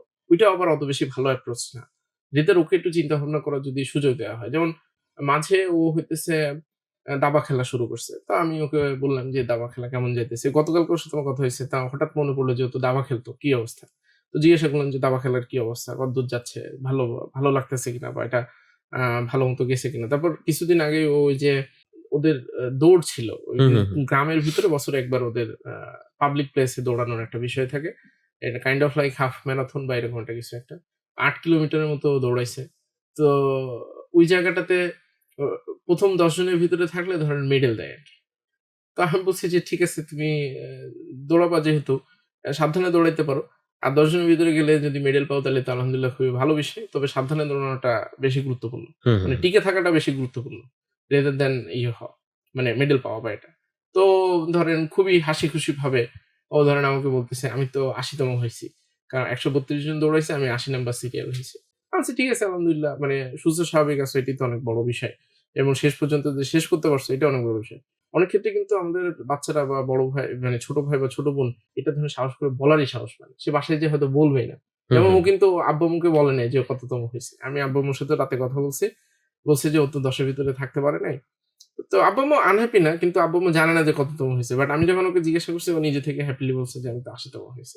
তারপর ওর স্কুল মানে কলেজের রেজাল্টের সময় আব্বা-আম্মার আগে দেখা গেছে যে রেজাল্ট আমি জানতে পারছি। আমাকে বলছে যে এই সাবজেক্টে আমি এত পাইছি, ওটাতে এত পাইছি। তো এর পরবর্তীতে আমি ওকে জিজ্ঞাসা করছি যে এটাতে কেন কম পাইলা? কোন পার্টিকুলার জায়গাটাতে তোমার কাছে মনে হইছে যে গ্যাপ আছে যেটা তুমি বুঝতে পারো নাই সেটা কি ঠিক করার সুযোগ আছে কিনা? তো ও দেখা যায় যে ও ওর মতো করে চিন্তা ভাবনা করে অনেক কিছু বলে। তো এর পরবর্তীতে ও দেখা যেত যে ওখানে তো আসলে খুবই কঠিন সময়ের ভিতর দিয়ে যাইতে হয়। তো কঠিন সময়ের ভেতরে আসলে তো এইটার অভ্যাস ছোটবেলা থেকে না থাকলে বা অধিকাংশ বাচ্চাদেরই আসলে এটা থাকে না। তো আমি ওকে চিঠিতে বা লেটারে বোঝানোর চেষ্টা করলাম। আমি বললাম যে, "কিছু জিনিস আসলে তোমাকে ধৈর্য ধরতে হবে। কিছু জিনিস ধৈর্য ধরে তোমাকে সহ্য করা শিখতে হবে। কারণ লাইফে সবকিছু তোমার মন মতো হবে না। হুম, তুমি তোমার বাসায় যেরকম সবকিছু তোমার মন মতো হয়, আম্মু তোমার মন মতো রান্না করে, ওখানে এটা করবে না। এবং পুরা লাইফের অধিকাংশ সময় এভাবে অপারেট করবে।" এবং আমি আমার মানে পার্সোনাল লাইফ এর এক্সপেরিয়েন্স থেকে দেখছি। আমার আম্মু তো আমার সাথে কলেজ লাইফ পর্যন্ত থাকছে। এটা একদিক দিয়ে খুবই ভালো বিষয়, আবার একদিক দিয়ে আমার জন্য খুবই কঠিন বিষয়। আমার জন্য এখন যেটা হয় যে আমি সব বাসার রান্না খাইতে গেলে আমি বিভিন্ন ধরনের কথাবার্তা বলি যে, "এটা ভালো না, ওইটার এই সমস্যা, এই নানাবিধ জিনিস। আসলে তো এটা ভালো জিনিস না।" তো এটা তো একটা অভ্যাস খারাপ করে ফেলছে। তারপরে একটা পরিবেশে আমি থেকে অভ্যস্ত হয়ে গেছি। যে আমার সবসময় আমার খাবার-দাবার হয়তোবা রেডি করে রাখছে বেটা। কিন্তু ইন রিয়াল লাইফ এ আসলে তো এটা এভাবে কাজ না। করে না। তো ওই জায়গাটাতে এগুলো তো শেখার বিষয় আছে। তো আমি ওকে বলতেছিলাম রিসেন্ট টাইমে যে, "দেখো তুমি এই যে ক্লাস 7 এ আমার তো তোমাকে দেখে আসলে হিংসা হয় যে তুমি এত ছোটবেলা থেকে এটা তোমার ভিতরে অ্যাডপ্টেড হচ্ছে এবং এটা তুমি হুম, অ্যাবজর্ব করা শিখতেছো। এটা তো লং টার্ম এ যেয়ে তোমার কাছে লাইফ আমার থেকে অনেক বেশি ইজিয়ার মনে হবে।" মনে হবে হুম। যে এটা কোনো প্যারাই নাই। আমি তো অনেক ক্ষেত্রে আসলে খুবই আ আ মানে খুবই প্যারা খেয়ে যাই। খুবই কষ্ট লাগে অনেক সময়। এবং বড় ভাই হইলে আমরা সবসময় ভাবি যে সবসময় আমার স্ট্রং বা স্ট্রেংথ টাই হয়তোবা দেখাইতে হবে যে এই করতে হবে। বাট আমার হচ্ছে ফেইলিউর থাকতে পারে। এটা যে বলার বিষয় আছে এবং সেই ফেইলিউর এক্সাক্টলি। থেকে কেমনে ওভারকাম করা যায়। আমি আমার লাইফের অনেক ফেইলিউর আছে যেটা আমি হয়তো পাবলিকলি কোথাও বলি নাই। বাট ওর সাথে যেইটা যে সময় বললে ওর জন্য উপকার হবে সেটা সেই সময় আমি বলার চেষ্টা করি। যে দেখো আমার এরকম একটা সিচুয়েশন ছিল তখন ওই জায়গায় আমার মিস্টেক কি ছিল? ওইটা যদি তুমি প্রপারলি ঠিকঠাক করতে পারো আমার কাছে মনে হয় যে এখানে আ মানে সাকসেসফুল হওয়ার প্রবাবিলিটি অনেক হাই এবং এটা ভালো হওয়ার অনেক চান্স আছে। তো ওই কলেজে যে ডিফিকাল্ট সিচুয়েশন এ যখন থাকে মাঝে আমি ওকে বললাম যে ওখানে এমনিতে ফজরের নামাজ পড়তে তো ওদেরকে উঠতেই হয় সকালবেলা। তো আমি বললাম যে, "তুমি নামাজ কালামটাতে আমার কাছে মনে হয় যে ফোকাস করে দেখতে পারো।" এ মানে হয় কি আমরা সবসময় বলতেছি যে, নামাজ পড়লে" মানে ঠিক আছে কিন্তু বিষয়টা হইতেছে যে ওকে চিন্তা করতে একটু সুযোগ দেয়া। কারণ একটা মানুষ যখন নিজে অনুধাবন করে একটা কাজ করে, হ্যাঁ, হ্যাঁ। তখন ওন কিন্তু তার করে। ওন করে। এবং ইন্টারেস্টিং বিষয় হইতেছে যে আলহামদুলিল্লাহ ওকে আমি ২-৩ মাস আগে এটা বলছি যে, "তুমি নামাজ পড়ে দেখতে পারো।" এটা আমার কাছে মনে হয় যে মন ঠান্ডা করতে হেল্প করে। এটা মনটাকে ঠান্ডা রাখে এবং বিভিন্ন কঠিন সিচুয়েশন এ এটা তোমাকে হেল্প করবে এবং আমি সবসময় ওকে একটা জিনিস বলি যে, "এই যে তুমি কলেজে গেছো, এটা কিন্তু তোমার জন্য আবার একটা নতুন রেসপন্সিবিলিটি চলে আসছে। কারণ এখানে যে তুমি যদি একটা ভালো জায়গাতে না যাও, ধরো এই যে ৫৫টা বাচ্চা এখানে পড়ার সুযোগ পাইছে একটা ক্যাডেট কলেজে, কত মানুষ এখানে পরীক্ষা হ্যাঁ, দিছে হ্যাঁ। এবং এখানে পড়ে তুমি যদি একটা ভালো জায়গাতে না যেতে পারো, এটা কিন্তু একটা ইনজাস্টিস হইতেছে। কারণ এটা সরকারের টাকায় তুমি একটা জায়গাতে পড়ো এবং সেটা যদি তুমি হয়তো তুমি বলতেই পারো যে আমি চান্স পেয়েছি এখন আমি পড়বো কি পড়বো না এটা আমার বিষয়। কিন্তু এটা আসলে বলার সুযোগ কম। কারণ এটা যদি একটা প্রাইভেট প্রতিষ্ঠান হইতো তাহলে তুমি হয়তো বলতে পারতে। কিন্তু পাবলিক প্রতিষ্ঠানে কিন্তু সরকারের টাকা দিয়ে তোমাকে পড়াইতেছে। এখানে অনেক ভালো ফ্যাসিলিটির ভিতরে তুমি থাকো। এখন তুমি যদি ঠিকঠাক মতো ভালোভাবে তৈরি হয়ে সমাজের কাজে যদি না আসতে পারো, তাহলে তো আসলে আমার কাছে মনে হয় সমাজের কাজে আসার জন্য অনেক বড় কিছু করতে হবে, বিষয়টা এরকম না। নরমাল একটা চাকরি-বাকরি করে নরমাল লাইফ লিড করলে এটা সমাজের আমার কাছে মনে হয় যে কন্ট্রিবিউট করা হয়। হ্যাঁ, যদি সে মানে কোনো ভালো ধরনের মানুষ যদি হয় সে। ভালো মানুষ যদি হয়।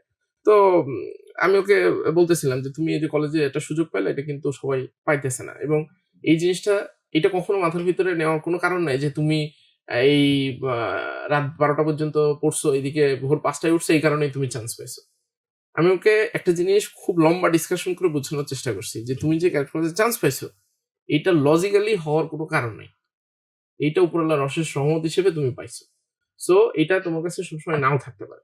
সো তুমি আসলে এটাকে টেকেন ফর গ্রান্টেড করার কোনো কারণ নেই। যে তুমি হয়তোবা এমনিতে" এবং ও পরবর্তীতেও নিজে থেকে অনুধাবন করেও বলছে। বলছে যে, "আমারও ধারণা যে আমি মনে হয়" কারণ ওর যেখানে কোচিং করতো সেখানে যে 1st বা 2nd হয়েছিল সে কিন্তু চান্স পায় নাই। হুম, হুম। এবং সে কন্টিনিউয়াসলি এবং সে অনেক ভালো স্টুডেন্ট আরকি। আমি বলছি যে, "দেখো ও কিন্তু হয়নি। কিন্তু তোমার কি মনে হয় যে ও তোমার থেকে একটু কম জানে?" মোস্ট লাইকলি না। কিন্তু তোমার আসলে এই সুযোগটা আসছে। এখন এই সুযোগটা যেহেতু আসছে এটা যদি তুমি প্রপারলি কাজে লাগাইতে না পারো এবং এই প্রিভিলেজটা তুমি লাইফে কিন্তু বারবার তুমি এরকম চান্স বা অপরচুনিটি আল্টিমেটলি পাবা না। সো এই জায়গাটাতে তুমি একটু খেয়াল করে দেখো। তো এর পরবর্তীতে ওকে ওই চিঠিতে আমি একটা চিঠিতে ওকে বুঝাইলাম যে, "তুমি নামাজটা পড়ে দেখতে পারো। এটা কিন্তু তোমার জন্য খুব ভালো হেল্পফুল হইতে পারে। এট লিস্ট ট্রাই করে দেখো। ট্রাই করে যদি ভালো না লাগে সেটা পরবর্তীতে তুমি আ ডিফারেন্ট চিন্তাভাবনা হয়তোবা করতেই পারো, সমস্যা নেই।" তো এর পরবর্তীতে নামাজ পড়া শুরু করছে। তো নামাজ পড়া শুরু করার পরে এইবার যখন রোজায় বাসায় আসছে, আলহামদুলিল্লাহ সে এবার ৩০ টা রোজাই রাখছে এবং আমার আব্বা আমাকে বলতেছে ফোন দিয়ে যে, "ও তো কোনো ওয়াক্ত নামাজ বাদ দেয়নি" এবং মাশাআল্লাহ। সেও ৫ ওয়াক্ত নামাজ, কারণ ইউজুয়ালি ভ্যাকেশনে আসলে ও ধরেন পুরা হাত পা ছেড়ে দেয়। এটা খুবই নরমাল। কারণ এখানে তো রুটিন নাই। বাট এইবার ও নিজের ইচ্ছাতে স্বেচ্ছায় ও নামাজ পড়ছে। এটা একটা খুবই ভালো বিষয়। তো আমি দেখি যে নামাজ পড়তে যেয়ে অনেক জিনিসপত্র প্রপারলি ঠিকঠাক মতো মানে মানতেছে না আরকি। তো এটা স্বাভাবিক। বাচ্চারা যখন শুরুতে নামাজ পড়ে, ইভেন আমিও যখন পড়ছি সবকিছু মেনে ওইভাবে তো পড়ি নাই।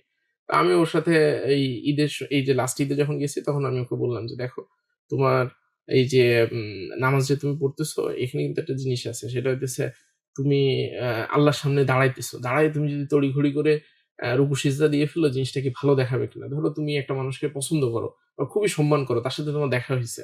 এবং হয় না বাচ্চারা তো ধরে হুম, হুম। নামাজে দাঁড়ায় হাত পা নাড়তে থাকে বা এটা সেটা। তো আমি ওকে বললাম যে, "ধরো তোমার কারো সাথে এরকম খুবই গুরুত্বপূর্ণ ব্যক্তি বা যাকে তুমি খুব সম্মান করো এরকম একটা পার্সনের সাথে তোমার দেখা হয়েছে। তুমি কি তার সামনে দাঁড়ায় এরকম হাত পা নাড়বা? মোস্ট লাইকলি নাড়বা না। তাইলে আল্লাহর সামনে যখন দাঁড়াইছো তখন তো তোমাকে খুবই সচেতনভাবে দাঁড়াইতে হবে। তো এটা করা যায় কিনা?" এরপরে দেখি যে এরপর থেকে নামাজে সে খুব ঠান্ডাভাবে নড়াচড়া মোটামুটি সে বন্ধ করছে। কিন্তু আমরা ওই যে মোস্টলি যেটা করি, এটা বুঝাইতে ধরেন আমার ০.৫ ঘন্টা ১ ঘন্টা সময় লাগছে। হুম। তো সময়টা মানে এই আসলে যে টাইম হ্যাঁ, নেয়াটা। হ্যাঁ।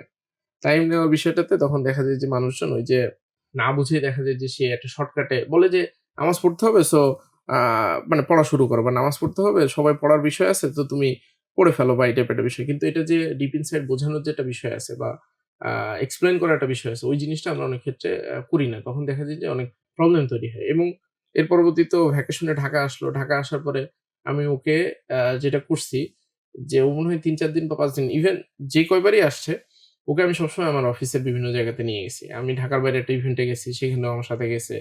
তারপরে অফিসে গেছে। অফিসে সারাদিন ও বসে দেখছে যে আমি কি করি। একটা রেকর্ডিং হইছে। ওই রেকর্ডিং এ আবার ফরচুনেটলি অ্যা আয়মান ভাই আসছিল। তো ওই সময় আয়মান ভাইয়ের সাথে ওর অনেকদিন ধরে দেখা করার ইচ্ছা ছিল। ও দেখা করছে, কথা বলছে। তো ইন্টারেস্টিং বিষয় ইভেন আমি ওকে ও রিসেন্ট টাইমে এখন ভ্যাকেশনে আসলেও মাঝে মধ্যে আমার ভিডিও-টিডিও গুলো দেখে। আমি ওর কাছে জিজ্ঞাসা করি যে, "কোন ভিডিওটা কেমন লাগছে? কোনটা ভালো লাগছে কোনটা, কিরকম বা কোন জায়গাতে তোমার কাছে কি মনে হচ্ছে যে ঠিকঠাক মতো কথা বলতেছি না বা এই টাইপের একটা বিষয়। তো ওগুলা নিয়ে ওর সাথে আমার দেখা যায় যে কথাবার্তা হয়। এবং ও যখন ক্রিটিক্যাল জিনিসপত্রের ভিতরে পড়ে, সেটাও আমি প্রায় সময় ওকে বোঝানোর চেষ্টা করি, বলার চেষ্টা করি যে ধরেন লাইফে ইমোশনাল ডিপেন্ডেন্সি বা হুম। মানুষজনের একজনের ব্যাপারে আরেকজনের যে ভালো লাগা এটা সেটা। আমি আস্তে ধীরে ওগুলো নিয়ে ওর সাথে কথাবার্তা বলি। কারণ এটা হয় কি মানে বোঝার একটা বিষয় আছে।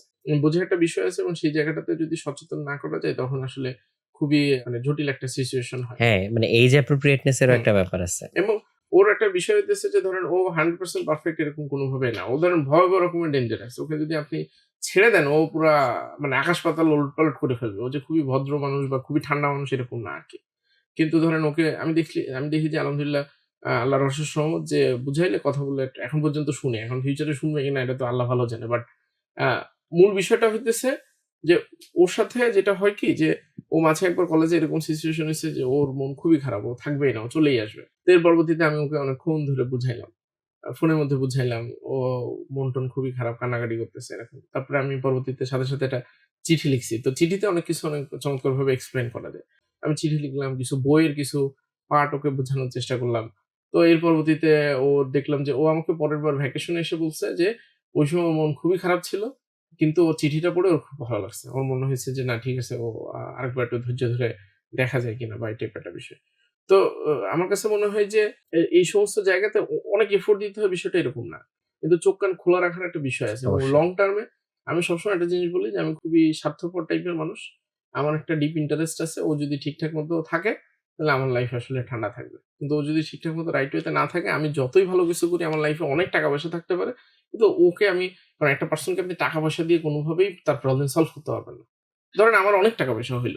এরপর আমি চিন্তা করলাম যে ওর পড়াশোনা করার দরকার নেই। ওর মানুষ হওয়ার দরকার নেই। ওরে আমি টাকা দিব। ও ওইটা দিয়ে খাবে-দাবে ওর ঘর সংসার হবে। তো মোস্ট লাইকলি এই লোকটা সাস্টেইন করবে না, না। নষ্ট হবে আরো। ওর আরো নষ্ট হবে।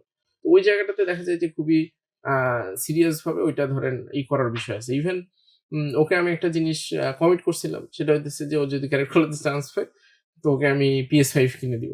তো এখন PS5 কিনে দেওয়ার কমিটমেন্ট ধরেন একটা খুবই জটিল কমিটমেন্ট আমি করছি। জটিল কমিটমেন্ট এই কারণে যে এটার কি consequences হইতে পারে এটাও ধরেন একটা বৃহৎ বিষয়। তো আমি তো কমিটমেন্ট করে ফেলছি। এরপরে আবার দেখলাম যে এটার ভিতরে প্যারেন্টাল কন্ট্রোল দেওয়া যায় কিনা। হুম। তো দেখলাম যে প্যারেন্টাল কন্ট্রোল দেওয়া যায়। তো তারপরে আমি ওকে ডিফারেন্ট গেম বা আদার জিনিসপত্র দিয়ে একটু বোঝানোর চেষ্টা করছি যে কোনটা কি এবং আমি দেখলাম যে বাসায় কম্পিউটার কেনার চেয়ে যদি PS5 বা কোনো একটা গেমিং এর কোনো একটা জিনিসপত্র থাকে তাইলে সেটাতে আ একটু যাতে কম হয় এবং বাসায় যেখানে PS5 সেটআপ করা, PS5 এর ভিতরে আবার ব্রাউজার দিয়ে বিভিন্ন জায়গায় ঢোকা যায়। তো ওইটা আবার যেটা করা যে কমন স্পেস বা ড্রইং রুমে রাখা। আমি ওকে বলছি যে, "এইটা কোনভাবে রুমে রাখা যাবে না।" হুম, হুম। এবং গেম খেলবা এখানে আবার প্রাইভেসির কি আছে? ওপেন স্পেস এ ওপেন থাকবে। স্পেস এটা থাকবে। কারণ শয়তান তো ধরেন কন্টিনিউয়াসলি আমাদেরকে বিভিন্নভাবে ই খোঁচাইতে থাকে আরকি। তো এটা ওপেন স্পেস এ থাকবে। তুমি এখানে বসে গেম খেলো, মানুষজন আসবে যাবে। তোমার তো কোনো সমস্যা নেই। তুমি গেম খেলো। এটা নিয়ে কোনো আপাতত প্যারা নেই আরকি। খেলতে থাকো। তো ওই দেখা যায় যে ভ্যাকেশনে আসলে ও রাত-দিন উজাড় করে গেম খেলে। তো রিসেন্ট টাইমে আমি ওর কাছে জিজ্ঞাসা করছি যে, ধরো এই যে তোমার ক্যাডেট কলেজের ১ বছর পার হইল। হুম, হুম। তো এই বিষয় নিয়ে তোমার আসলে মতামত কি? বা তো আমি দেখলাম যে আলহামদুলিল্লাহ ওর খুবই চমৎকার কিছু রিয়ালাইজেশন আছে। তো রিয়ালাইজেশন এর ভিতরেও একটা জিনিস বলতেছে যে ও কলেজে যেয়ে দেখছে যে আ সবার তো আসলে ওর এখন PS5 খেলতে অত বেশি আর মজা লাগে না। ১ বছর হুম, হুম। খেলে ফেলছে। তো বলতেছে যে আমি দেখলাম যে আমার অনেক ফ্রেন্ডের এরকম ইচ্ছা আছে যে ওরা PS5 কিনতে চায় বা ওদের কত ফ্যাসিনেশন আমারও তো ছিল। বাট আমি এখন দেখলাম যে আসলে এটা ওর অত বিশেষ কোনো কিছু না। তো এটার মাধ্যমে ওর মাথার ভিতরে একটা জিনিস ঢুকছে যে আ এইটা দিয়েই তার লাইফে একটা মানে ম্যাটেরিয়ালিস্টিক একটা জিনিস যে তার লাইফে স্যাটিসফ্যাকশন দিবে বিষয়টা এরকম না। রাইট। এবং ওভার দ্যা টাইম এটা চেঞ্জ হবে। আমি খুব অবাক হয়ে গেছি যে এটা ওর মাথার ভিতরে কেমনে ঢুকছে, কিভাবে ঢুকছে। এবং আমি এটা বুঝাই নাই ওকে। বাট ওটা ওর মতো করে ঢুকছে যে এটা আসলে কোনভাবে তার লাইফের প্রবলেম সলভ করবে না বা এটা হইতেছে অত বেশি আবার এখানে একটা ফ্যাক্ট আছে। ফ্যাক্টটা হচ্ছে ইভেন আমি চিঠি লেখার ক্ষেত্রে অনেক কিছুই করা যায়। যেমন পার্সোনালিটি টেস্ট করার একটা বিষয় আছে। আমি অনেক আগেই ওর পার্সোনালিটি টেস্ট করছি। পার্সোনালিটি টেস্ট করার জন্য 16 পার্সোনালিটিস নামে একটা ওয়েবসাইট আছে। সেখানে যে ৫০ টা কোয়েশ্চেন হুম, থাকে। হুম। এটা কোন একটা বাচ্চাকে যে 5-6 এ পড়ে তাকে দিলে সে মানে এটা ফিল আপ করতে পারবে। তো ও এটা ফিল আপ করছে। ফিল আপ করার পরে আমি ওর পার্সোনালিটি টাইপটা দেখছি এবং সেই অনুযায়ী আমি ওর সাথে ইউজুয়ালি কমিউনিকেট করার চেষ্টা করি। যেমন ওর পার্সোনালিটি টাইপ হইতেছে যেমন আমি খুবই ইমোশনাল পারসন। আমাকে ধরেন মাথায় হাত বুলায়ে একটা কথা বলে আপনি যদি ইমোশনাল একটা অ্যাঙ্গেল কোনভাবে কানেক্ট করে দিতে পারেন আমি ধরেন গলে যাবো একদম। কিন্তু ওর ক্ষেত্রে যেটা হয় ও খুবই লজিক্যাল পারসন। ওর ভিতরে মায়া দয়া খুবই কম। ও ধরেন খুবই হার্টলেস ভাবে অনেক কথাবার্তা বলে। তো এটাও আবার ভালো জিনিস না আরকি। তো ওই জায়গাটাতে আমি দেখলাম যে ওকে লজিক্যালি এক্সপ্লেইন করতে হবে। ওকে যদি লজিক্যালি এক্সপ্লেইন করা যায় এবং লজিক গুলো প্রপারলি বলা যায়, তখন ও দেখা যায় যে শুরুতে না মানলেও আস্তে ধীরে এটা অ্যাবজর্ব করার চেষ্টা করে। তো ওই জিনিসটা যখন হয় তখন যেমন ও আমাকে এই 1 বছরের এক্সপেরিয়েন্স বলতে যে একটা জিনিস বলতেছে যে, আমি যখন বাসায় থাকতাম তখন হচ্ছে আমি সপ্তাহে ১ দিন ওয়েট করে বসে থাকতাম যে ওইদিন আব্বু আমাকে টাকা দিবে, ওইটা দিয়ে আমি আইসক্রিম খাবো এবং সেটা আমার খুবই, খুবই ভাল লাগতো। কিন্তু আমি কলেজে আসার পরে এখন যেটা হইছে যে, আমি তো এখন অলমোস্ট প্রত্যেক দিনই ২ টা ৩ টা করে আইসক্রিম কিনে খাইতে পারি। কারণ ওদের ওখানে যে কুপন সিস্টেম আছে, টাকা হ্যাঁ, তো হ্যাঁ। দেয় না কিন্তু একটা নির্দিষ্ট কুপন থাকে আরকি। তো আ বলে যে আমি তো এখন প্রত্যেক দিন আইসক্রিম খাইতে পারি। কিন্তু এখন আর আমার আইসক্রিম মজা লাগে না। কারণ এখন আমি তো এটা প্রত্যেকদিন খাইতে পারি। তো এটা থেকেও রিয়ালাইজেশন হইছে যে আসলে একটা জিনিস যখন অনেক বেশি পেয়ে যাওয়া যায়, তখন ওটা পাওয়ার আগ পর্যন্ত আসলে খুবই ভালো লাগে। কিন্তু তারপরে দেখা যায় যখন এটা নরমালাইজ হয়ে যায়, বলে এখন আইসক্রিম খাইতে আমার খুবই নরমাল লাগে। এটাতে আর অত মানে এই কাজ করে না। তো বলে মাসের শুরুতে যখন টাকা পাই তখন ১ম শুরুতেই হয়তোবা ১-২ বার একটু এক্সাইটমেন্ট কাজ করে। এবার ওভার দ্যা টাইম এই এক্সাইটমেন্ট চলে যায় এবং এটা খুবই নরমাল জিনিস। এটা নিয়ে অত বেশি একটা প্যারা-ট্যারা খাইতে হয় না। তো বাসায় এখনো যেটা হয় যে ওই মোবাইল ফোন বাদে যেমন ওর সাথে যেটা হয়েছে যে আমি অনেক জিনিসপত্র নিয়ে কথা বলার চেষ্টা করি। যেমন আগে আমি একটা ফোন ইউজ করতাম। তো ফোনটা আমি আপগ্রেড করছি। তো আপগ্রেড করার পরে আমি ওকে বলতেছি যে কারণ ও তো দেখতেছে যে ফোন আপগ্রেড হইছে। তো ন্যাচারালি এটা একটা কিউরিওসিটি বিষয় যে আমাকে ফোন চালাইতে দিতেছে না। আবার এদিকে নিজে ফোন কিনে এই করে। তো বাচ্চাদের মনে কিন্তু অনেক কিউরিওসিটি হ্যাঁ, কাজ হ্যাঁ, করে। হ্যাঁ। তো আমি ওকে বলছি যে, "এটা তো ওই যে আমার এখন অফিসিয়াল অনেক ভিডিও-টিডিও করতে হয়। তো এই কারণে একটু ভালো ক্যামেরার ফোন থাকলে একটু সুবিধা হয় আরকি। তো এই কারণে কিনছি। কিন্তু আর কোন কারণ না আরকি। এইটাই আরকি মূল কারণ।" তো তারপর বলছে, "ও আচ্ছা ঠিক আছে, ভালো।" তো এটাই। তারপরে ও রিসেন্ট টাইমে আমার যেহেতু এখন আরেকটা ফোন আছে। সো ও বলতেছে যে ২ টা ফোন। তো ২ টা ফোনের কি কাজ? তো আমি বললাম যে, "ওই মাঝে মধ্যে যেটা হয় যে আমাকে Android এ অনেক আ অ্যাপ একটু দেখতে হয় যে Android এ ওটা কেমন কাজ করে বা হ্যাঁ, কি।" হ্যাঁ। তো ওই কারণে দেখা গেছে যে Android ফোন বাট ওটা মোস্টলি আমার ব্যাগের ভিতরে থাকে। আমি ওটা অ্যাক্টিভলি ওরকম ইউজ করি না। তো এই কারণে এটা নেওয়া হইছে আরকি। তাছাড়া আসলে বিশেষ এরকম কোন কারণ নেই। তো ওই এক্সপ্লেইন যদি করা যায়, তখন বাচ্চারা অনেক ক্ষেত্রে বুঝে। কিন্তু হওয়ার বিষয় আছে। মানে ঠান্ডাভাবে বুঝাইতে হবে। টাইম দিতে হবে। ধৈর্য ধরে। তুমি যেই কয়েকটা হ্যাঁ। জিনিস শেয়ার করলা, সবগুলোই কিন্তু আসলে খুবই ইউজফুল প্যারেন্টিং টিপস হিসেবে কাজ করবে।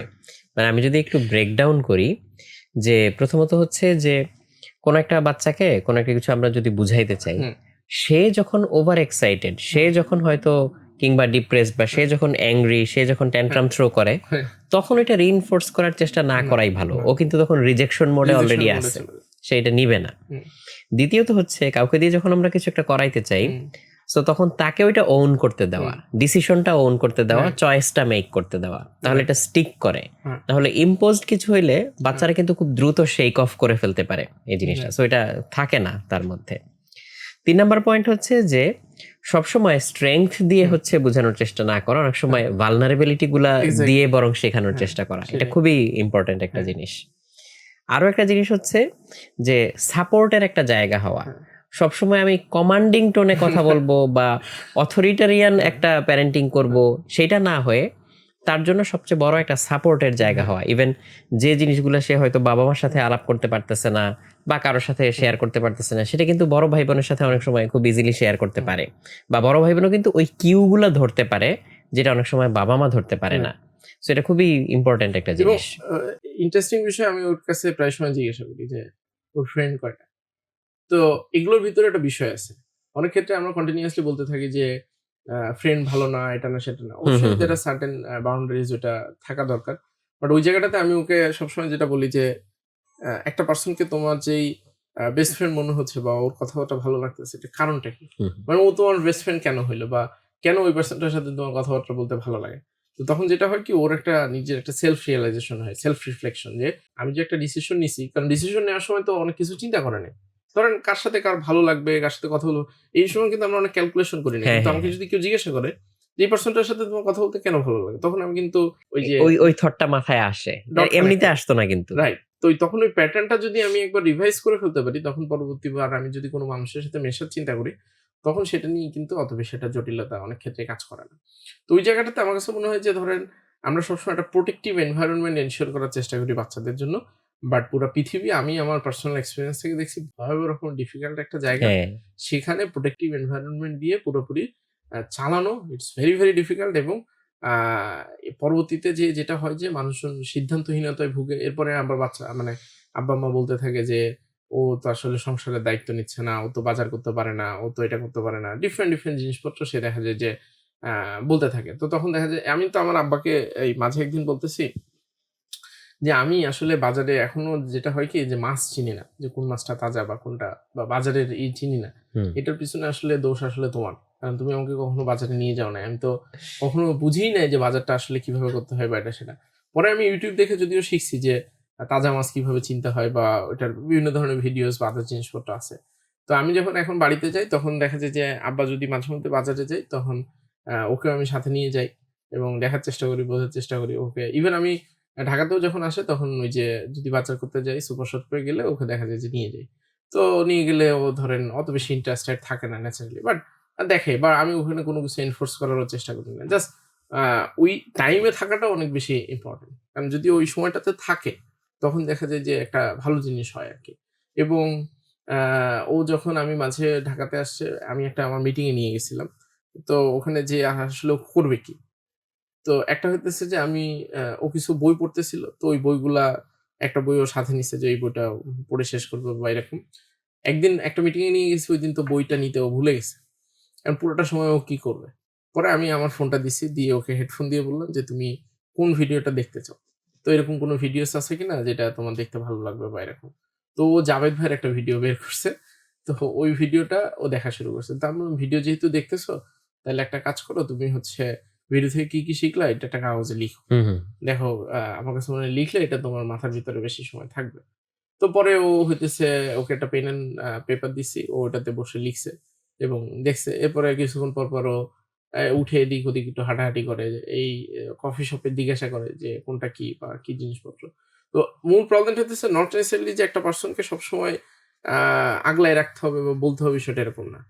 যে মিটিং করতে গেছি বাট ওর জায়গাতে ওর মতো করে ওকে একটা জিনিস দিয়ে দেওয়া হইছে। ও একদম। জিনিসটা কিন্তু ওর মতো করে করতেছে। বাট আমরা এটা নিয়ে আসলে চিন্তা করি না। আমার কাছে মনে হয় যে জিনিসপত্র আপকামিং ডেজ এ পৃথিবী আসলে অনেক কমপ্লিকেটেড হবে এবং ভয়াবহ রকমের কমপ্লিকেটেড হবে এবং এই কারণ সোশ্যাল মিডিয়া, ইন্টারনেট প্রত্যেকটা জিনিস আসলে খুবই কঠিন।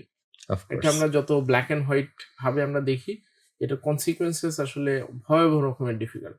তো একটা বাচ্চার মাথায় যদি ছোটবেলা থেকে ইভেন আমি ধরে নিলাম যে সমস্ত বাবা-মা হয়তোবা বয়স হইছে, বয়সের ক্ষেত্রে অনেক জিনিসপত্র আসলে অ্যাডপ্ট করাটা বা অ্যাবজর্ব করাটাও ডিফিকাল্ট। বাট তার যদি কোনো বড় ভাই বা বড় বোন থাকে, তার অবশ্যই এটা রেসপনসিবিলিটি। অনেক ক্ষেত্রে হুম, মনে হুম, হইতে হুম। পারে যে আমি তো আমারটাই ঠিক করতে পারি নাই। তাইলে আমি আমার ছোট ভাই বোনেরটা তো যেই মুহূর্ত থেকে এই থট আসে, ওই মুহূর্ত থেকেও যদি কেউ চিন্তা করে যে আমি এখন আমার সামনের দিনগুলোতে আমি যে ডিসিশন নিবো বা যে কাজকামগুলো করবো সেটা ভালোমতো করার চেষ্টা করব। যাতে আমার ছোট ভাই বা বোন সেটা দেখে এট লিস্ট শেখার বা জানার চেষ্টা করে এবং হ্যাঁ, আ মানে এটা কিন্তু ট্রু যে হ্যাঁ, এই যে এখনকার আ টেকনোলজি যত হুম, হচ্ছে অ্যাডভান্স হচ্ছে, অ্যাক্সেস কিন্তু ইজি হয়ে হ্যাঁ, যাচ্ছে। অবশ্যই। যেকোনো কিছুর অ্যাক্সেস হুম, ইজি হয়ে যাচ্ছে।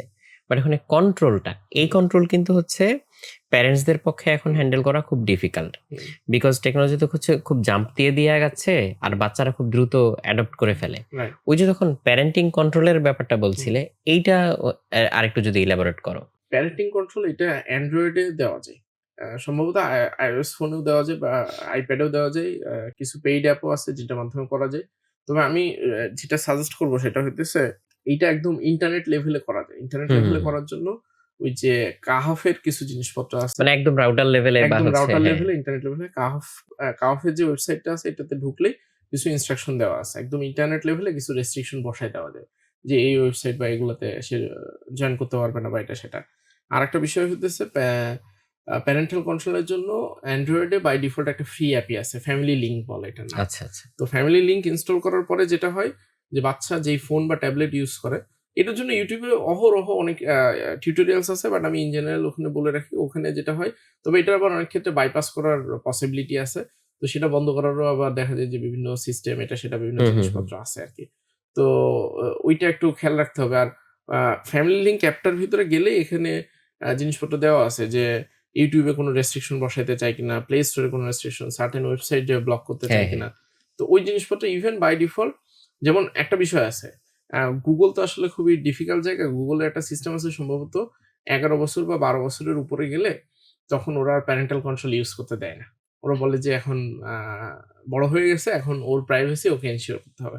আমি আবার এটার একটা যেটা চিট কোড করছি সেটা হইতেছে ওর বয়স কমায় দিছি। কারণ বয়স কমায় দিলে তো সমস্যা নেই। তো এটাতে তো বিশেষ কোনো প্রবলেম নেই। আমি ওই এই জন্মের যে ইয়ারটা ওটা চেঞ্জ করে দিছি যে এখনো 8 বছর বা 10 বছরের বাচ্চা। সো যাতে এখন পর্যন্ত এটা কন্ট্রোল বা মেকানিজম এর ভিতরে রাখা যায়। এবং ওইভাবে দেখা যায় যে এখন সবসময় কন্ট্রোল দিয়ে কিন্তু আল্টিমেটলি পসিবল না। যেমন রিসেন্ট টাইম থেকে আমি ওর সাথে একটু কথা বলা শুরু করছি যে কন্ট্রোল করে কিন্তু বা তোমাকে আমি পাহারা দিয়ে বিশেষ কোনো সুবিধা করতে পারবো না। সো তোমার ডিসিশন, তোমার চিন্তাভাবনা তোমাকেই আল্টিমেটলি করতে হবে। বাট একদম ছোটবেলায় বা শুরুতেই যদি ওইটা করা যায় যে একটা তো হইতেছে যে ধরেন এখন কোনো একটা পার্সনকে যদি এরকম বলা হয় যে তুমি একটা কনসার্টে যাবা কিন্তু তুমি গান শুনবা না বা তুমি নাচবা না। এটা কি হইল? এটা তো আসলে ধরেন আপনি মানে মোবাইল ফোনটা একটা কনসার্টের মতো। যদি এখানে কোনো রেস্ট্রিকশন না থাকে। তো ওখানে যেয়ে আপনি যদি কারো বলেন যে ভাই এটা কাজ করবে না বা এটা তুমি করবা না, তুমি নাচবা না, তুমি একটা জায়গায় দাঁড়ায় গান শুনবা। আসলে তো সে এভাবে এটা করবে না। সে ডিফারেন্ট জিনিসপত্র করতেই পারে এবং কোনো কন্ট্রোল আল্টিমেটলি ওই জায়গাতে থাকবে না। তো এই কারণে শুরুতে যদি একটা মিনিমাম কন্ট্রোল আল্টিমেটলি রাখা যায়, তখন দেখা যায় যে পুরোপুরি 100% সেফ হবে না। বাট এটলিস্ট যদি 60-70% ও হয়, তো আলহামদুলিল্লাহ এটা তো আসলে খুবই ভালো বিষয়। আর হ্যাঁ, হ্যাঁ। মোবাইল ফোন বা এই সমস্ত জিনিসপত্র যখন চালাবে সবসময় চেষ্টা করা যে চোখের সামনে যাতে করে। যে সে ড্রইং রুমে বসেই করে। কারণ অনেক এক্সাক্টলি। ক্ষেত্রে আমরা প্রাইভেসির নামে তার অনেক ক্ষেত্রে যে ক্ষতি করে ফেলি। প্রাইভেসির জিনিসটা হয়তোবা আরেকটু পরে শুরু হইতে পারে। কারণ বাংলাদেশের কনটেক্সট এ জিনিসপত্র আসলে ডিফারেন্ট। এটা যদি আমি ওয়েস্টার্ন, ইউরোপ, আমেরিকার মতো চিন্তা করতে যাই, তখন এই জিনিসটা আসলে ওইভাবে কোনোভাবেই আল্টিমেটলি কাজ করবে না। সুতরাং আমার কাছে মনে হয় যে একটু সময় দেওয়া দরকার। একটু মানে এটার জন্য অনেক সময় দিতে হয় না। এটা জাস্ট খুবই ফ্র্যাকশনাল টাইম এর বিষয়। খুবই কম সময় দিতে হয় এবং এটা মানে এটা না যে আ আমার ফ্যামিলিতে আমার আব্বা-আম্মার সাথে প্রচুর আমার ক্রিটিক্যাল জিনিসপত্র নিয়ে কথাবার্তা হয়। প্রায় সময় ঝগড়াঝাটিও হয়। আব্বার সাথে অনেক সময় অনেক জিনিসে মিলে না।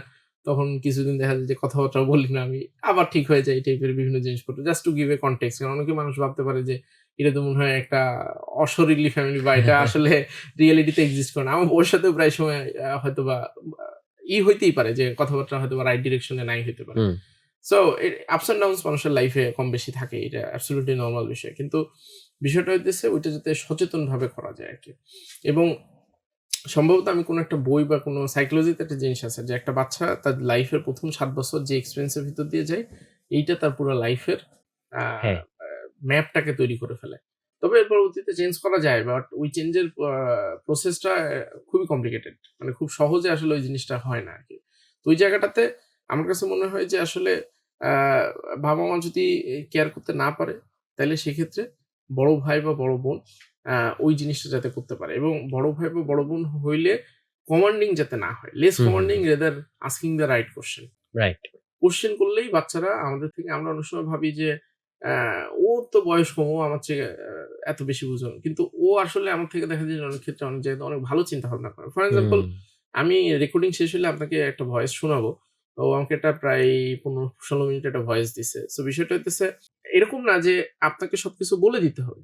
ওকে যদি আপনি রাইট কোয়েশ্চেন করতে পারেন, ইভেন ও 7-8 এ থাকা অবস্থায় যেটা চিন্তা করছে, আমি 7-8 এ থাকা অবস্থায় এটা আমার চিন্তা তো দূরে থাক। মানে স্বপ্নেও আমি কখনো কল্পনা করি নাই যে ও এটা ভাবতে পারে। এন্ড এটা আমি ওকে বুঝাই নাই। কোন মেজরিটি জিনিসই মোস্ট লাইকলি আমি ওকে বুঝাই নাই। ও নিজে থেকে হয়তোবা করছে। কিন্তু সেই জায়গাটাতে ও হইতেছে ওই যে চিন্তা করার যেটা বিষয় এবং ওকে যে কোয়েশ্চেন করা, ওকে চিন্তা ভাবনা করার যেটা ফ্রিডম দেওয়া এবং ও যাতে বিভিন্ন প্রবলেম, বিভিন্ন জিনিসপত্র নিয়ে আসে এবং সেটা নিয়ে যে কথা হইতে পারে। এইটার আসলে সিরিয়াস আমার কাছে মনে হয় যে আ মানে দরকার আছে, প্রয়োজনীয়তা আছে। ওইটা যদি না হয় এবং একদম আবার ছেড়েও দেওয়া যাবে না। হুম। তাকে স্পেস দিতে হবে, তাকে বুঝাইতে হবে, আবার তাকে বিভিন্ন জায়গাতে বিভিন্ন এক্সপ্লোর করতে দিতে হবে কিন্তু হ্যাঁ, আবার গাইডও করতে হবে। গাইডও করতে হবে। তা না হইলে দেখা যাইতেছে যে সে আসলে আ মানে রাইট ওয়ে তে বড় হইতে পারবে না। এবং রাইট ওয়ে তে বড় না হইলে এটা আসলে মানে আমি আমার নিজের পার্সোনাল লাইফ এর এক্সপেরিয়েন্স থেকে দেখছি যে আমার জন্য জীবন ধারণ খুবই কঠিন। কারণ আব্বা-মা ডিফারেন্ট এক্সপেরিয়েন্স এর ভিতর দিয়ে বড় করছে। ওর জন্য ইনশাআল্লাহ আমার কাছে মনে হয় যে আল্লাহ যদি সবকিছু ঠিকঠাক রাখে, ওর জন্য এটা ইজিয়ার টু অ্যাডপ্ট আরকি এরকম হবে। এমন না যে লাইফ ওর জন্য সহজ হয়ে গেছে। ওর জন্য জিনিসপত্র দেখা যাবে যে কঠিন পরিশ্রমে ওর হুম, অত হুম, বেশি হুম। একটা কষ্ট হবে না। এরকম একটা বিষয়। আচ্ছা রাকিব, হুম, তোমার যদি হুম, প্রফেশনাল সেটআপ এর কথা হুম, বলি, এই যে প্রোগ্রামিং হিরোতে হুম, যখন তোমরা হুম, বিভিন্ন স্টুডেন্টদেরকে পাও, এটাও তো আসলে কাইন্ড অফ একটা ট্রান্সফরমেটিভ জার্নি, তাই না? হুম, কারণ ইনফরমেশন আমরা চাইলে অনেক জায়গায় পেতে পারি, রাইট। খুঁজে বের করতে পারি বা এখন যেহেতু অ্যাক্সেস অনেক হুম, ইজি, পেতেই পারি। হুম, বাট ট্রান্সফরমেশনটা তো হচ্ছে রাদার ডিফিকাল্ট। হুম, যে কেউ একজন মানুষ আনইনিশিয়েটেড, সে হয়তো তোমাদের কাছে আসলো। হুম, সো তুমি তাকে গাইড করলা, তাকে হয়তো বিভিন্ন হুম, স্কিল শিখাইলা, ক্ষেত্র বিশেষে হয়তো জব হুম, প্লেসমেন্টেও হেল্প করলা।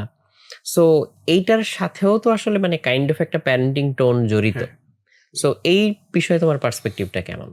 এই প্যারেন্টিংটা ওই যে আমার টিচারের যে এক্সপেরিয়েন্স হ্যাঁ, বলতেছিলাম হ্যাঁ, হ্যাঁ। ওরকম। যে ওই জায়গাটাতে ইভেন আমি যখন কলেজে পড়ছি তখন আমার কিছু টিচার ছিল, হুম, উদ্ভাসের কয়েকজন ভাই আমাকে পড়াইতো। আমি তো আপনার অনলাইন ক্লাস করতাম। কিন্তু উদ্ভাসের কিছু ভাই পড়াইতো। রাজন ভাই ছিল, হুম, ফয়সাল হুম, ভাই হুম, ছিল। তো হুম, উনারা আমাদের সময় খুবই পপুলার টিচার ছিল উদ্ভাসে। তো উনাদের কাছে আমি পড়ছি। উনাদের কাছেও আমি অনেক কিছু শিখছি। এবং ইন্টারেস্টিং বিষয়, রাজন ভাই বা ফয়সাল ভাইয়ের সাথে আমার still I have a very good connection. এবং ওই সময়ে তারা আমাকে যেটা হইতো যে দেখা যেত যে ঘুরতে নিয়ে যেত। যে আজকে পড়াইছে অনেকক্ষণে, অথবা বলছে যে আজকে যদি তুই এটা শেষ করতে পারিস তাহলে তোরে বার্গার খাওয়াবো। আমার মনে আছে যে খিলগাঁওতে বার্গার খাইতে নিয়ে গেছে, ঘুরতে নিয়ে গেছে। তো আ এবং বিষয়টা হচ্ছে উনারা পড়াইতো। পড়ানোর সাথে, সাথে ওই যে মিশে যাওয়া বা ওই যে একটা ফ্রেন্ডলিনেস এর যে বিষয়টা, তখন আমি কিন্তু তার জিনিসটা আরো ইজিয়ার ওয়েতে দেখা যেত যে অ্যাকসেপ্ট করতাম। কারণ মনে হইতো যে উনি তো আমার পক্ষের মানুষ। হ্যাঁ, হ্যাঁ, হ্যাঁ। তো ওইটা একটা বিষয় আছে। তো প্রোগ্রামিং হিরোতে আমরা শুরু থেকে একটা জিনিস যেটা করার চেষ্টা করি যে এখানে যারা পড়ায় আর যারা শিখে তাদের ভিতরে জেনারেশনাল গ্যাপটা অত বেশি একটা নাই। তো তখন যেটা হয় কি ইজিয়ার টু কানেক্ট হয়ে যায়। এবং আমরা সবসময় যে এই জায়গাটাতে ফোকাস করার চেষ্টা করি যে ফ্রেন্ডলি ওয়েতে তাকে বোঝানো। বা একটা জায়গাতে সে প্যারা খাইতেছে, টেকনোলজি ফিল্ডটা এত ভয়াবহ রকমের বড় একটা জায়গা, এখানে আপনি শুধু সেট অফ প্রবলেম দেখায় বা শেখায় আপনি তারপর লাইফের প্রবলেম সলভ করতে পারবেন না। তাকে বুঝাইতে হবে যে কিভাবে একটা জিনিস শিখতে হয়, কিভাবে একটা জিনিস বুঝতে হয়। এইটা যদি তাকে তার মাথার ভিতরে ঢুকাই দেওয়া যায় তখন দেখা যায় যে তার জন্য বাকি লাইফে চলাচল করা বা যাওয়া অনেক বেশি কঠিন হয় না। আর আমরা প্রোগ্রামিং হিরোতে গত ৬ বছর ধরে আলহামদুলিল্লাহ যেভাবে শেখাইতাম, সেটার সাথে এআই আসার কারণে সিরিয়াস রকম চেঞ্জ আসছে। ওই চেঞ্জ গুলো নিয়ে আমরা কাজ করার চেষ্টা করতেছি। এই ৬ বছরে আমাদের ১৩ টা ব্যাচের ভিতরে সিরিয়াস রকমভাবে প্রত্যেক ব্যাচে আমরা কারিকুলাম আপডেট করছি। ইভেন ইউজুয়ালি যেটা হয় যে অনলাইন টিচিং বা এই টাইপের জায়গাতে অনেক ক্ষেত্রেই দেখা যায় যে মানুষজন একটা কনটেন্ট রেকর্ড করে সেটা ২-৩ বছর ধরে চালায়। হুম, বিশেষ করে প্রোগ্রামিং বা এই লাইনে যারা হ্যাঁ, হ্যাঁ। জিনিসপত্র করে। বা হয়তোবা ১-২ বছর চালায়। আমাদের ক্ষেত্রে যেটা হয় যে প্রত্যেকটা ব্যাচে আমরা নতুন করে কনটেন্ট রেকর্ড করার চেষ্টা করি। যাতে একদম latest up to date information দিয়ে স্টুডেন্টদেরকে শেখানো যায়। এখন এআই আসার কারণে আমরা কমপ্লিটলি ডিফারেন্ট ডিরেকশন এ চিন্তাভাবনা করার চেষ্টা করতেছি। যাতে এআই আসার কারণে যেটা হইছে যে পার্টিকুলার একটা ডোমেইন এ এক্সপার্টিস এনে বা শুধুমাত্র জাভাস্ক্রিপ্ট বা একটা পার্টিকুলার প্রোগ্রামিং ল্যাঙ্গুয়েজ শিখে তার বিশেষ লাভ হবে না। রেদার holistically সফটওয়্যার ইঞ্জিনিয়ারিং জিনিসটা কি? হুম, এইটা যাতে তাকে শেখানো যায়, এটা যাতে ফান্ডামেন্টালস। ফান্ডামেন্টালস টা বা ইঞ্জিনিয়ারিং মাইন্ডসেটটা তার ভিতরে কিভাবে পুশ করা যায়, ওইটার জন্য আমরা পুরো জিনিসটাকে আবার ঢেলে সাজানোর চেষ্টা চলতেছে। ওটা নিয়ে আমাদের একটা কনটেন্ট টিম আছে এবং কোর্স কারিকুলাম এর জন্য আমরা ইন্ডাস্ট্রি থেকে বিভিন্ন লোকজনের সাথে কথাবার্তা অলরেডি বলা শুরু করছি। সো ওখানে একটা ম্যাসিভ চেঞ্জ আমাদের নেক্সট ব্যাচ যখন আসবে ব্যাচ 14 এ ইনশাআল্লাহ ওইটার একটা চেঞ্জ আসবে। যাতে করে এই সময়ের সাথে মানায় নেওয়া যায়। আর আমাদের আরেকটা ভালো বিষয় যেটা বলা যায় যে উদ্ভাস থেকে আমরা ইন্সপায়ার্ড, সেটা হচ্ছে আমাদের যারা ইন্সট্রাক্টর হিসেবে কাজ করে তারা 100% হচ্ছে প্রোগ্রামিং হিরো স্টুডেন্ট ছিল। তো ওরা যেটা হয় যে ওরা পুরো সাইকোলজিটা বুঝে যে একটা হুম। স্টুডেন্ট ৩ নাম্বার মাসে যে কোন জায়গায় প্যারা খায়, ৪ নাম্বার মাসে যে কোথায় প্যারা খায়, কোন জায়গাটাতে আসলে সমস্যা হয়। তো ওইটা টিচিং ধরে পাইপলাইনটা খুব স্ট্রং হয়। হ্যাঁ, তো ওইটা যখন করা যায় তখন দেখা যায় যে আমার অত বেশি একটা ইঞ্জিনিয়ারিং ওখানে করতে হয় না। ওরা অটোমেটিক্যালি বুঝে। জাস্ট ওইটা এনশিওর করতে হয় যে ও রাইট এমপ্যাথি দিয়ে প্রবলেমটা শুনতেছে কিনা, প্রপার ওয়েতে বুঝাইতেছে কিনা। ওটার জন্য দেখা যায় যে আমাদের উম আ টিচারের স্কোরিং সিস্টেম আছে, যেটা একটা সময় পর্যন্ত ছিল না। বাট এখন আছে, যাতে করে সবাই যাতে রাইট ওয়েতে বুঝাইতে পারে, শেখাইতে পারে। আ সবাই যাতে ওখানে এসে বেনিফিটেড হচ্ছে কিনা সেই স্ট্যান্ডার্ড জিনিসটা, মেইনটেইন হয় আরকি। স্ট্যান্ডার্ডটা যাতে মেইনটেইন করা যায়। তো ওই জায়গাটাতে যেটা হইছে যে আ আমার কাছে মনে হয় ভালো পরিবেশে থাকার একটা গুরুত্ব আছে। আমি একটা জায়গা থেকে হয়তোবা YouTube এ তো অনেক ভালো, ভালো কনটেন্ট পাওয়া যায়। কিন্তু সেটার থেকে আমি এমন একটা জায়গায় হয়তোবা যাইতে পারি, যেখানে আমি শুধুমাত্র কনটেন্ট না, কনটেন্টের সাথে, সাথে আমার যে ওভারঅল সাপোর্টিং জিনিসপত্রের প্রয়োজনীয়তা আছে, সেইটা আমাকে যাতে ডিফারেন্ট ভাবে শেখায়। যেমন অনেক কোচিং সেন্টার আছে বাংলাদেশে। ওখানে গেলেই ধরেন অ্যাডমিশন বলেন, একাডেমিক পড়াশোনা অনেক কিছু শেখা যায়। কিন্তু উদ্ভাসে আমি এটা পরবর্তীতে জানছি। যদিও আমি উদ্ভাসে নিজে কখনো ক্লাস করিনি। আমি উদ্ভাসে ভর্তি হয়েছিলাম বাট কখনো ক্লাস করিনি। কিন্তু বিষয়টা হইতেছে আমি পরবর্তীতে এটা জানছি এবং স্টুডেন্টদের কাছ থেকে জানছি যে শুধুমাত্র পড়ানো না, এবং প্রত্যেকটা ক্লাসরুমের ভিতরে বিভিন্ন কোটেশন লিখে রাখা, বিভিন্ন কোট লিখে রাখা, ভালো জিনিসপত্র নিয়ে কথাবার্তা বলা এবং সেটার প্র্যাকটিসটা হওয়া। এইটার আমি দেখি যে একটা সিরিয়াস এবং সোহাগ ভাই যে লেগেসি তৈরি করছে যে আপনি সহ আরো অন্যান্য সিনিয়র যারা লিডারশিপ পজিশনে আছে, তারা সবাই কিন্তু একই টোনে বা একই মডালিটিতে অপারেট করার চেষ্টা করে। তো এটাতে একটা সুবিধা হইতেছে যে শুধু এডুকেশন না, হুম, এটার সাথে কো-এডুকেশন এর মতো যে মানুষগুলো যাতে ওই ওয়েতে ইভেন এইটার কিন্তু লং টার্ম ইমপ্যাক্ট আছে।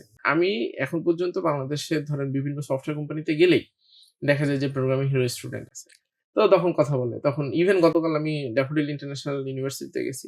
ওখানেও আমাদের স্টুডেন্ট ছিল। তারপরে একজন টিচার ফ্যাকাল্টি হয়েছে, ওর সাথে আমার ডুয়েটে কথা হয়েছিল। তো ও আমাকে বলতেছে যে ভাইয়া আপনার ওই যে একটা সেশনে একটা কথা শুনছিলাম, এটা খুবই ভালো ছিল। ওটা পরবর্তীতে আমাকে ডিসিশন নিতে অনেক হেল্প করছে বা এই টাইপের। তো এই যে একটা মানে এটা কিন্তু একটা খুবই ভালো লাগার বিষয়। এবং সোহাগ ভাইয়ের ক্ষেত্রেও এই জিনিস অহরহ জিনিসটা ঘটে যে উনার অনেক স্টুডেন্ট আছে বাংলাদেশের খুবই গুরুত্বপূর্ণ জায়গাতে। I believe যে এটার অনেক বেনিফিট উনি পায়। ফাইন্যান্সিয়াল বেনিফিট এর চেয়ে এই বেনিফিট এর ধরেন বাংলাদেশে সিরিয়াস রকম প্রয়োজনীয়তা আছে। কারণ অনেক ক্ষেত্রে যেটা হয় যে কোন জায়গাতে একটা পরিচিত মানুষ থাকলে অনেক প্রবলেম খুব ইজিলি সলভ করে হ্যাঁ, ফেলা যায়। এটা সত্যি একদম। তো ওই কারণে ইভেন আমরা আমাদের যে ইন্সট্রাক্টর আছে তাদেরকে কন্টিনিউয়াসলি আমি ঝংকার ভাই কন্টিনিউয়াসলি বলতে থাকি যে, "দেখো, এটা তোমার জন্য একটা once in a lifetime experience. তুমি তোমার লাইফে সবসময় হয়তোবা টিচার থাকবা না। এই ২ বছর, 3 বছর বা ৪ বছর পরে তুমি অন্য প্রফেশন এ হয়তোবা চলে যাবা। কিন্তু আরো একটা ইন্টারেস্টিং ঘটনা বলি। এই জাস্ট ২ দিন আগের ঘটনা। আমাদেরই একজন ইন্সট্রাক্টর, ও আমাদের সাথে প্রায় ৩ বছরের বেশি সময় ধরে পড়াইছে আরকি। তো ও এখন ইসলামী ব্যাংকে সফটওয়্যার ডেভেলপমেন্ট ডিভিশনে জয়েন করছে। তো ও বলতেছে যে, "ভাইয়া আমি তো অফিসে গেছি। এরপরে ওখানে কয়েকদিন ধরে আমাকে লোকজন দেখতেছে। মানে হুম, দেখে হুম। বা মানে মনে হয় কি মনে হয় চিনে এরকম কোনো কিছু।"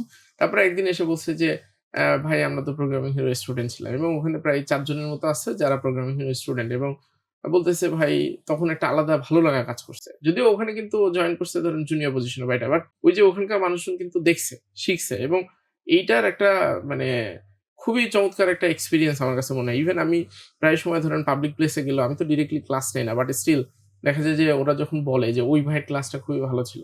উনি তো খুব ভালো পড়াইছে। ভাইয়া খুবই ভালো লাগছে।" এটা ধরেন মানে ১ টা ২ টা ঘটনা না। মানে অহরহ এই ঘটনা দেখা যায় যে কন্টিনিউয়াসলি ঘটতে থাকে। তো আমি আমাদের ইন্সট্রাক্টরদেরকে কন্টিনিউয়াসলি বলি, "ডিফারেন্ট প্রফেশন এ চলে যাবা। কিন্তু দেখা যাইতেছে তোমারই একটা স্টুডেন্ট কোন হুম, একটা হুম, হুম। সফটওয়্যার কোম্পানিতে এমন একটা ভালো পজিশনে থাকবে যেটা তোমার লাইফে পরবর্তীতে কোন একটা কাজে লাগবে। এবং তুমি যদি তাকে প্রপারলি শেখাই থাকো, এইটার বেনিফিট মানে আনইমাজিনেবল। তুমি এখন চিন্তা করতে পারতেছো না যে এটা বেনিফিট কোন জায়গায় যেয়ে কাজে লাগবে।" এবং আমাদের একজন টিম মেম্বার গতকালকে একটা জিনিস বলতেছিল যে তার ডিউসিএস এ দেখা হইছে। দেখা হওয়ার পরে ওখানেই তার অফিস। তো তাকে টেনে ধরে অফিসে নিয়ে গেছে। "ভাইয়া আপনি আমার অফিসটা দেখে যাইতেই হবে আপনাকে।" ও বলছে যে, "ভাই আমি একটু ব্যস্ততার মধ্যে আছি। না যেতে পারলে এখন ভালো হয়?" বলছে, "না ভাই আমি চাই যে আপনি আমার অফিসটা দেখে যান।" তো এইটা ধরেন একটা আনবিলিভেবল বিষয়।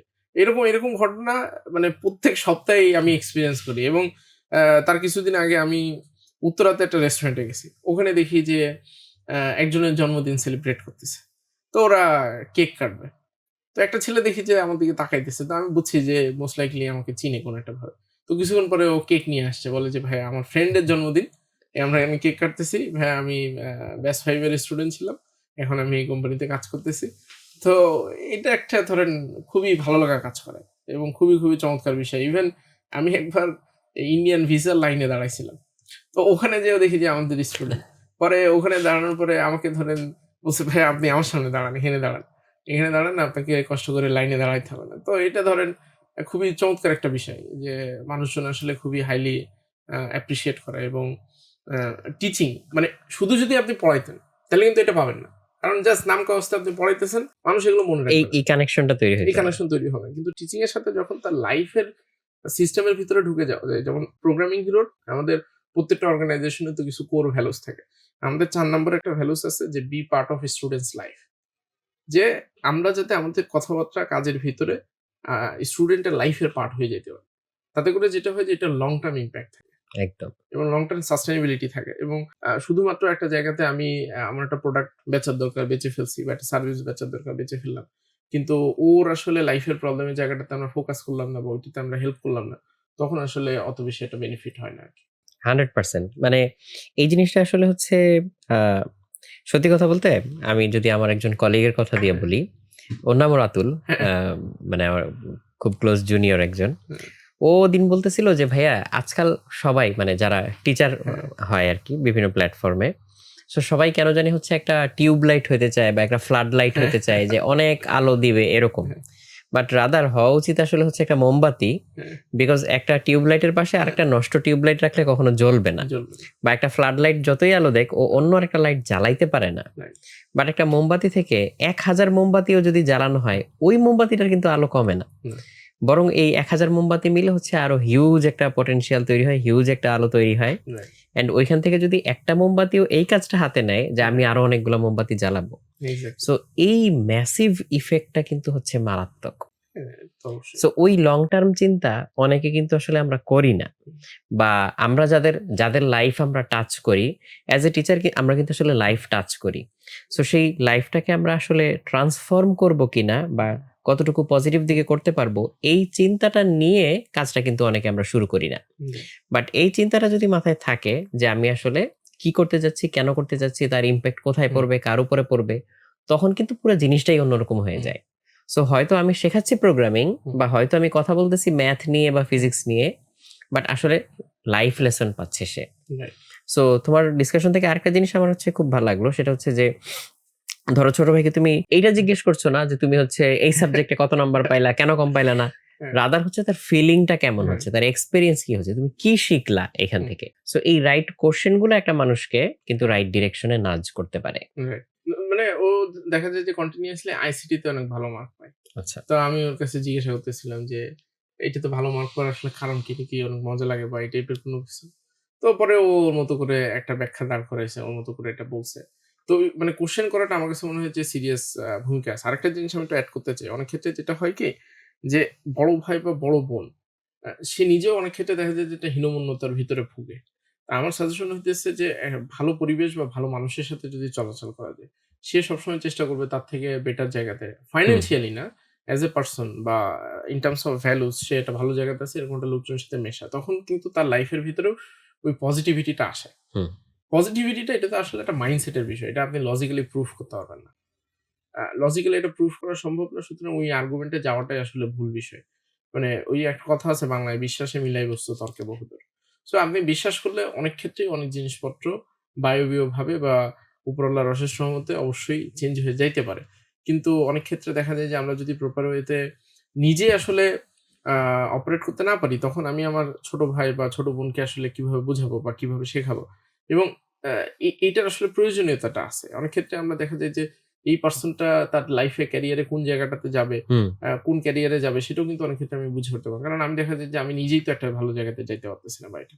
আর আমরা আমাদের লাইফে যেটা হয় কি যেইটার উপরে আমাদের কন্ট্রোল নাই সেটাতে আমরা অনেক বেশি ফোকাস করি। যেমন আ দেশের পরিস্থিতিতে সার্বিকভাবে কিন্তু আমার আপনার কন্ট্রোল ওইভাবে নাই।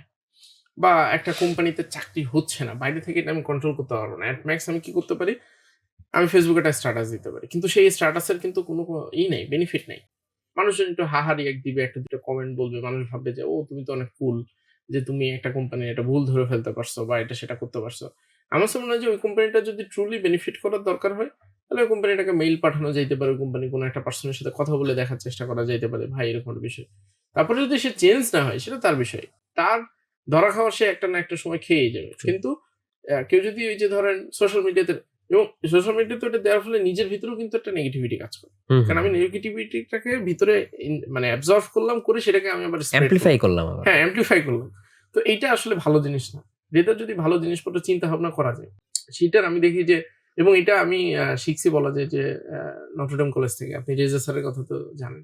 তো রেজা স্যার বা আরো ডিফারেন্ট টিচার এনডিসিতে আছে। ইভেন আমি আমার ফ্রেন্ডদের ভিতরেও দেখছি। যে খুবই ছোট জায়গা থেকে বা খুবই কি বলবো জরাজীর্ণ অবস্থা থেকে তার লাইফে কত ভালো জায়গায় বা ভালো ইমপ্যাক্ট রাখার সুযোগ তার হইছে। তো ওইটা আমার কাছে মনে হয় যে ধরেন শুধুমাত্র তার চিন্তা ভাবনার জায়গাটা এবং চিন্তা ভাবনার জায়গাটা কিভাবে ফিক্স করা যায় এটাতে সময় দিতে হয় এবং ভালো জিনিস বা ভালো পরিবেশে যদি থাকা যায় এইটা ধরেন আ মানে নিজে থেকে অনেক কিছু করতে হয় না অনেক ক্ষেত্রে। মানে অটোমেটিক্যালি হয়ে যায় এটা অটোমেটিক্যালি হয়ে যায়। পরিবেশের ইফেক্টে। হ্যাঁ, এবং এটা একদমই সত্যি কথা। আমরা যে স্যারদের ক্লাস হুম। পেয়েছি, মানে আ অনেকের কথা বলতে গেলে বা তাদের নাম নিতে গেলে হচ্ছে আসলেই মন থেকে একটা আ ডিপ একটা রেসপেক্ট রেসপেক্ট চলে চলে আসে। হ্যাঁ, যে তারা আমাদেরকে অনেক ভালো একটা সময় উপহার দিয়েছেন হ্যাঁ, এবং তারা হচ্ছে আমাদেরকে একটা ভালো পথ দেখাতে পেরেছেন। রাইট। বিশেষ করে আমি যদি রেজা হুম, স্যারের কথা হুম, বলি, হুম, অবশ্যই, কিংবা জওহরলাল স্যারের হ্যাঁ, কথা বলি, অথবা হচ্ছে সুশান্ত স্যারের হ্যাঁ। কথা বলি, বা মিজান স্যারের কথা বলি। স্যাররা কিন্তু হচ্ছে খুবই, না আপনি তিতাস স্যারের কথা বলেন হ্যাঁ, নাই। হ্যাঁ, ডেফিনিটলি তিতাস আমি তো স্যারও ছিলেন। আমাদের তো হচ্ছে তিতাস ফিজিক্স স্যারও ক্লাস নিতেন, হ্যাঁ, আবার হচ্ছে এই সুশান্ত সুশান্ত স্যারও স্যার ক্লাস নিতেন। নিতেন। হ্যাঁ, দুজনকেই আমরা পেয়েছি। হ্যাঁ, আবার হচ্ছে ম্যাথ ক্লাস নিতেন হচ্ছে আমাদের বিদ্যুৎ স্যার। বিদ্যুৎ স্যার। সো বিদ্যুৎ স্যারও খুব হ্যাঁ, ক্যারিশমেটিক হ্যাঁ। মানুষ। আমার স্যাররা আসলে ক্লাস সবাই বেশ করছে। ক্যারিশমেটিক হ্যাঁ, মানুষ ছিলেন। রাইট। সো ওই জিনিসটা কিন্তু রাব অফ করে। হ্যাঁ, তাদের সাথে একটা একই এনভায়রনমেন্ট এ হুম, এক্সিস্ট করা, কো-এক্সিস্ট করা, এটা কিন্তু ডেফিনিটলি কোন না হ্যাঁ, কোন পর্যায়ে রাব অফ করে। অবশ্যই। এখন সত্যি কথা বলতে হচ্ছে ইফেক্ট ম্যাটার করে। মানে হুম, পরিবেশের যে ইফেক্ট এটা হুম, ম্যাটার করে। আর একই পরিবেশে থেকেও অনেকে আবার অনেক কিছু অ্যাবজর্ব করে, অনেক কিছু অ্যাবজর্ব করতে পারে না। সেইখানে হচ্ছে তার ইনার যে স্ট্রাকচার, তার যে চিন্তার প্রক্রিয়া কিংবা তার যে ব্যাকগ্রাউন্ড, এটাও আবার হচ্ছে অনেক ক্ষেত্রে ইফেক্ট ফেলে। সো ওই জন্যই কিন্তু আসলে পরিবারের ভূমিকা বা বাবা মায়ের ভূমিকা, বড় ভাই বোনের ভূমিকা প্রত্যেকটা কিন্তু সিগনিফিক্যান্ট এবং প্রত্যেকটা কিন্তু আসলে আলাদা আলাদা। সো বাবা মার ভূমিকা যেমন আমরা বড় ভাই বোনরা কেউ পালন করতে পারবো না, ঠিক তেমনি আবার বড় ভাই বোনের ভূমিকা কিন্তু অনেক ক্ষেত্রে বাবা মা পালন করতে পারবে না। আবার টিচারের ভূমিকা আবার আমাদের পক্ষে, ফ্যামিলি মেম্বারদের পক্ষে অনেক সময় সম্ভব না। সো ওই ক্ষেত্রে সত্যিকার অর্থে একজন শিক্ষক যে ডিপ ইম্প্যাক্ট ফেলতে পারেন, সেই জিনিসটা আসলে অনেক সময় আমাদের পক্ষে সম্ভব হয়ে ওঠে না। ওটা তো একটা মানে হিউজ সম্মানের জায়গা। হ্যাঁ হ্যাঁ হ্যাঁ, সম্মানের জায়গাটা যদি ধরে রাখা যায়, তখন দেখা যায় যে আমি দেখি যে এটা একটা সিরিয়াস ইম্প্যাক্ট আছে, এবং এটা ধরে রাখাটা আমার কাছে মনে হয় যে দরকার। আবার অনেক ক্ষেত্রে যেটা হয়, এটা না বললেই না, অনেক ক্ষেত্রে যেহেতু অনেক টিচার থাকলে তখন সেই টিচার আবার দেখা যায় যে একটা ক্লাসরুমে তো ছেলে মেয়ে বোথ পার্টি থাকে। অনেক ক্ষেত্রে টিচার তার বাউন্ডারি অনেক ক্ষেত্রে বুঝে না। সে হয়তো কারণ আমি দেখি যে মানুষজনের যদি কোনো পার্সোনাল রিলেশনশিপ বা এটা একটা প্রয়োজনীয়তা থাকে, এটা ধরেন সে ব্যক্তিগতভাবে করতে পারে, কিন্তু একটা টিচার এবং একটা স্টুডেন্ট তখন এটা একটা শ্যালো লেভেলে চলে যায়। হ্যাঁ, সম্মানের জায়গাটা অনেকে শেকিং হয়ে যায়। বাউন্ডারি হয়তো কেউ হয়তো বুঝতে পারে না, বা অনেকে আবার কিন্তু ম্যানিপুলেটিভও থাকতে পারে। সো এরকম কেসও কিন্তু আমরা প্রচুর দেখতে পাই। প্রচুর দেখি, এবং বিশেষ করে টিচারদের ক্ষেত্রে এটা খুবই হয়। কারণ একটা টিচার যখন ক্যারিজমেটিক ওয়েতে ক্লাস নিচ্ছে, তখন কিন্তু বিপরীত লিঙ্গের মানুষ বা বিপরীত যে আছে, তখন কোনো না কোনো ভাবে সেটা সিরিয়াস ভাবে ইনফ্লুয়েন্স করে। এখন টিচার যদি তার বাউন্ডারি না রাখে, তখন দেখা যায় যে, যেমন আমরা প্রোগ্রামিং হিরোতে একটা জিনিস খুব সিরিয়াস ভাবে বলার চেষ্টা করি, এবং তারপরেও দেখা যায় যে অনেক সময় একটা দুইটা ক্রিটিক্যাল কেস এভাবে চলে আসে যে কোনো স্টুডেন্টের সাথে কেউ যাতে পার্সোনাল লেভেলে ফেসবুকে কানেক্টেড না হয়। এটা সিরিয়াস ভাবে বলা থাকে যে পার্সোনাল চ্যানেলে কোনোভাবে অফিসিয়াল কোনো কমিউনিকেশন বা এটা সেটা সে যাতে না করে। কারণ অনেক ক্ষেত্রে, কারণ মানুষের আসলে কন্ট্রোল রাখা মুশকিল। সে কন্ট্রোল হারাইতেই পারে। সে কন্ট্রোল হারায়, সে দেখা গেল ডিফারেন্ট একটা এনগেজমেন্টের ভিতরে ঢুকে পড়ছে। তখন কিন্তু ওই যে এইটা শুধুমাত্র ওই স্টুডেন্ট আর টিচারের বিষয় না। এই স্টুডেন্টের কাছ থেকে পরবর্তীতে অন্য স্টুডেন্টের ভিতরে কিন্তু ছড়ায়। এবং সেইটার ইম্প্যাক্ট কিন্তু সিরিয়াস। কারণ তখন কিন্তু এই টিচারের মতো আরো XYZ যে টিচার গুলো আছে, বাচ্চারা ওদেরকে কিন্তু ওইভাবে দেখা শুরু করে। হ্যাঁ, প্রেসিডেন্সি গুলো তখন হচ্ছে এক্সাম্পলে পরিণত হয়। রাইট। এবং এই কারণেই বললাম যে টিচার হওয়াটা আসলে খুবই মানে খুবই ডেলিকেট একটা ব্যালেন্সের ব্যাপার এন্ড হিউজ রেসপন্সিবিলিটির ব্যাপার। হিউজ রেসপন্সিবিলিটির বিষয়। ইভেন আমি ধরেন আজকে যে কথা বলতে যে আমি আসার আগেও চিন্তা করতেছিলাম। আপনি তো আমাকে অনেক আগে বলছেন যে এটা নিয়ে কথা বলতে চান। তো আমি এরপরে ফাহিম ভাইয়ের সাথেও কথা বলছি যে আমি এটা নিয়ে কথা বলবো কিনা। কারণ আ এ কারণ হইতেছে, ধরেন আমি একটা কথা বললাম, সেটা প্রপারলি আমি নিজে মানতে পারি কিনা। এখন পর্যন্ত হয়তো পারছি। এই ভিডিও তো অনেকদিন পর্যন্ত ইন্টারনেটে থাকবে। কতদিন পারবো এটা তো উপরওয়ালার বিষয়। তো এটা তো আসলে বলা মুশকিল। এটা অনেক সময় আমরা দেখা যায় যে ওই বারিকিটা বুঝে উঠতে পারি না। যে আমি হঠাৎ করে কোন একটা আমার যে একটা পজিশন চেঞ্জ হইছে। কারণ একটা ছেলে ধরেন ইউনিভার্সিটিতে উঠছে। এখন ওঠার পরে সে হঠাৎ করে সে পড়াইতে পারতেছে। এটা তো হাইলি অ্যাপ্রিশিয়েটেবল ব্যাপার। খুবই ভালো করতেছে। হঠাৎ করেই তাকে কিন্তু অনেক মানুষ, অনেক না কয়েক হাজার মানুষ ধরেন সম্মানের চোখে দেখা শুরু করছে। আইডলাইজ করতেছে। এখন হঠাৎ করে সে যদি কোনো একটা ভাবে, কারণ সবারই একটা ব্যক্তিগত জীবন আছে। সে যদি সেই ব্যক্তিগত জীবনে সে অন্য একটা জায়গাতে হয়তোবা কিছু একটা করতেই পারে। তার ইউনিভার্সিটির গণ্ডি আছে বা অন্যান্য জায়গায় সে করতে পারে। কিন্তু সে যখন তার স্টুডেন্টের ভিতরে কোনো একটা এরকম ঘটনা ঘটে যায়, তখন এটা সিরিয়াস রকম একটা ব্যাড এক্সাম্পল দেখা যায় যে তৈরি করে। এবং তখন পুরা একদম বলা যায় যে মানুষজন এটা নিয়ে কিন্তু হাসি ঠাট্টা তামাশা করা শুরু করে। এবং এটার কনসিকুয়েন্সেস স্টুডেন্টের ভিতরে সিরিয়াস হবে। কারণ ওই যে এর পরবর্তীতে কোনো একটা স্টুডেন্ট ক্লাসে যখন কোনো একটা টিচার ভালো পড়াইতে থাকবে বা তার সাথে হয়তো ম্যাচ করে যাবে, ভাইব ম্যাচ করবে, তখন সে জাজ করা শুরু করবে যে এই টিচারটা মোস্ট লাইকলি ওরকম হবে। তখন কিন্তু আর ওই পড়াশোনার ফোকাসটা পড়াশোনায় আলটিমেটলি থাকবে না। মানে অনেক লেভেলে এটা হার্মফুল, অনেক লেভেলে। ট্রু। এটাও আরেকটা দেখা যায় যে খুবই মানে জটিল সমস্যা। সত্যি কথা বলতে মানে আলোচনা শেষ করতে ইচ্ছা করতেছে না, কিন্তু একটা টাইম লিমিটের মধ্যে যেহেতু শেষ করতে হবে, তাও আমি আবারও রাকিবের কাছেই ফিরে যাব। আমাদের অডিয়েন্স যারা, সো এখানে আমাদের মানে পডকাস্টে হচ্ছে মাল্টিপল লেয়ারের অডিয়েন্স আছে। আমাদের পডকাস্টগুলো যারা দেখেন, তাদের মধ্যে অনেকে এখনো স্টুডেন্ট আছেন, অনেকে হয়তো ইয়াং প্যারেন্টস আছেন, অনেকে টিচাররাও আছেন যারা হচ্ছে এই পডকাস্টগুলো নিয়মিত দেখেন।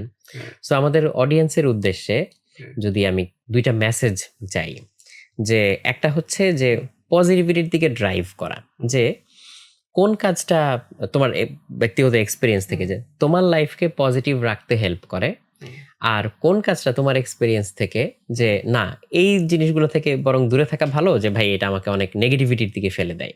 সো এরকম দুটো জিনিস তুমি মেনশন এটা করতে পারো একদম কিনা? আমার ব্যক্তিগত জীবনের এক্সপেরিয়েন্স থেকে যদি বলি, হুম, হুম। আমি ধরেন যেই দিন একদম ৫ ওয়াক্ত নামাজ পড়তে পারি সেদিন আমার খুবই ভালো লাগে।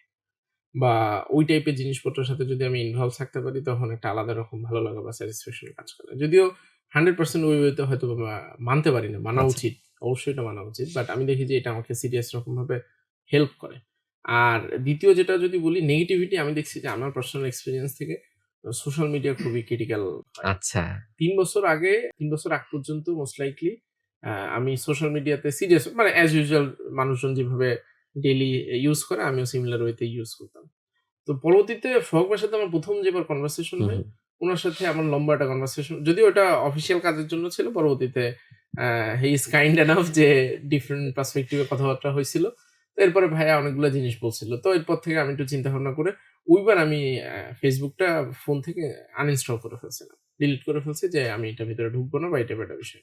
আলহামদুলিল্লাহ ওইবার আমার কাছে যেটুকু মনে পড়ে মিনিমাম বছরখানেকের কাছাকাছি সময় আমার ফোনে ওইভাবে ফেসবুক ছিল না। হুম, হুম। জাস্ট ইন কেস আমাকে যদি অফিসের কাজ বা পার্সোনাল ইস্যু যদি ঢুকতে হয় তখন আমি ব্রাউজার দিয়ে ঢুকতাম বা ল্যাপটপ বা এটা দিয়ে আমি ঢুকে দেখার চেষ্টা করতাম।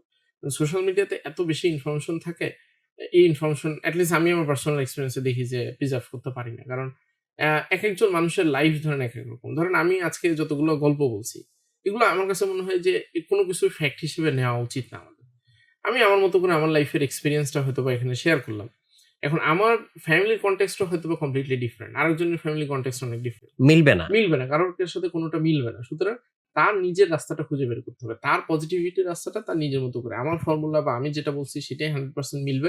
এটা কোনভাবেই ট্রু না। এটা আমি ওভার দ্যা টাইম আমার নিজে থেকেও যেটা শিখছি। সো আমার ফ্যামিলিতে হয়তোবা আলহামদুলিল্লাহ আমার আব্বা-মা ঠান্ডা অবস্থাতে আছে। তাদের শরীর ভালো, হেলথ ভালো। হয়তোবা মানে ফাইন্যান্সিয়াল টানাটানি ওইভাবে নাই। রিজনেবল ভাবে চলতেছে। সো এই কারণে অনেক কিছু হয়তোবা নরমাল ভাবে স্মুথলি হয়ে যাচ্ছে। তবে সবার ক্ষেত্রে এই জিনিস এভাবে হয়তোবা কাজ করবে না। কিন্তু আমরা সোশ্যাল মিডিয়াতে গেলে দেখি যে সবাই মনে হয় বড়লোক। সবাই মনে হয় হ্যাপি লাক্সারিয়াস ভাবে লাইফ লিড করতেছে। তো এইটা তো আসলে দেখা যায় যে মানুষজন আ সোশ্যাল মিডিয়াতে অনেকে বলে যে আমি আসলে এগুলো আমার কোনো ইফেক্ট ফেলে না। এগুলো কোনো বিষয় না। কিন্তু আমি দেখছি যে আমার ইফেক্ট ফেলে। তো আমার যেহেতু ইফেক্ট ফেলে আমার টলারেন্স লেভেল যেহেতু কম, সো আমি ওইটা থেকে দেখা যায় যে সিরিয়াস ভাবে দূরে থাকার চেষ্টা করি। যাতে ওই কম্পারিজন মাইন্ডসেট এটা মাথার ভিতরে না হুম, আসে হুম, হুম। বা ওইটা যাতে মাথার ভিতরে কোনোভাবে না ঢুকে। রেদার আমি আমার লাইফের আমার গণ্ডিতে বা আমার মানে আমার যতটুকুর ভিতরে কন্ট্রোল আছে সেইটুকুর ভিতরে আমি আসলে কি করতে পারি। যেমন আমি রিসেন্ট টাইমে একটা জিনিস করা শুরু করছি যে আমি সোশ্যাল মিডিয়া বা কোনো একটা জায়গায় আ এমন কোনো কথা বলতে চাই না যেটার কোনো ইমপ্যাক্ট হবে না। মানে ধরেন যেটার কারণে কোনো চেঞ্জ হবে না। ধরেন হুম, হুম, আমি হুম। একটা কাজ করলাম। আমি আ ২ টা ভিডিও দেখছিলাম মোস্ট লাইকলি সোশ্যাল মিডিয়াতে। সেইটা কিভাবে জানি আমার চোখের সামনে আসছিল ৫-৭ মাস আগে বা এরকম। পুরা গল্পটা আমার মনে নেই। বাট একজন দেখা যাইতেছে একটা স্টোরিতে এরকম ছিল যে সে কোন একটা এলাকার কোন একটা প্রবলেম দেখছে। সেই প্রবলেমটাকে সে সলভ করার জন্য সে কাজ করছে এবং সেটা সে বলতেছে বা হুম, সে হুম, হুম। সেটা এক্সপ্লেইন করছে। আরেকজন শুধুমাত্র দেখা গেছে যে প্রবলেমটা নিয়ে অনেক বেশি ফোকাস করতেছে। সে প্রবলেমের জায়গাটাতে যে এইটা সমস্যা, সরকার এটা করে না, এটা করে না, সেটা বিভিন্ন এবং আমি দেখছি যে ওই ভিডিওটাতে অনেক বেশি লাইক কমেন্ট আছে। মানুষজন এসে আরো গালিগালাজ করতেছে যে, "হ্যাঁ, আপনি ঠিক হ্যাঁ, বলছেন। হ্যাঁ, হ্যাঁ। ভাই ঠিক আছে মানছি।" কিন্তু যে পারসনটা কোন একটা জিনিসের সমাধান দিছে বা দিছে, সেটা নিয়ে অত বেশি মানুষের মাথা ব্যাথা নাই। কারণ বাই নেচার মানুষের নেগেটিভ ইনফরমেশন অনেক বেশি অ্যাট্রাক্ট করে।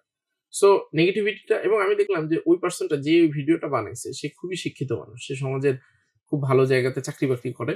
বাট স্টিল সে এই জিনিসটা করছে।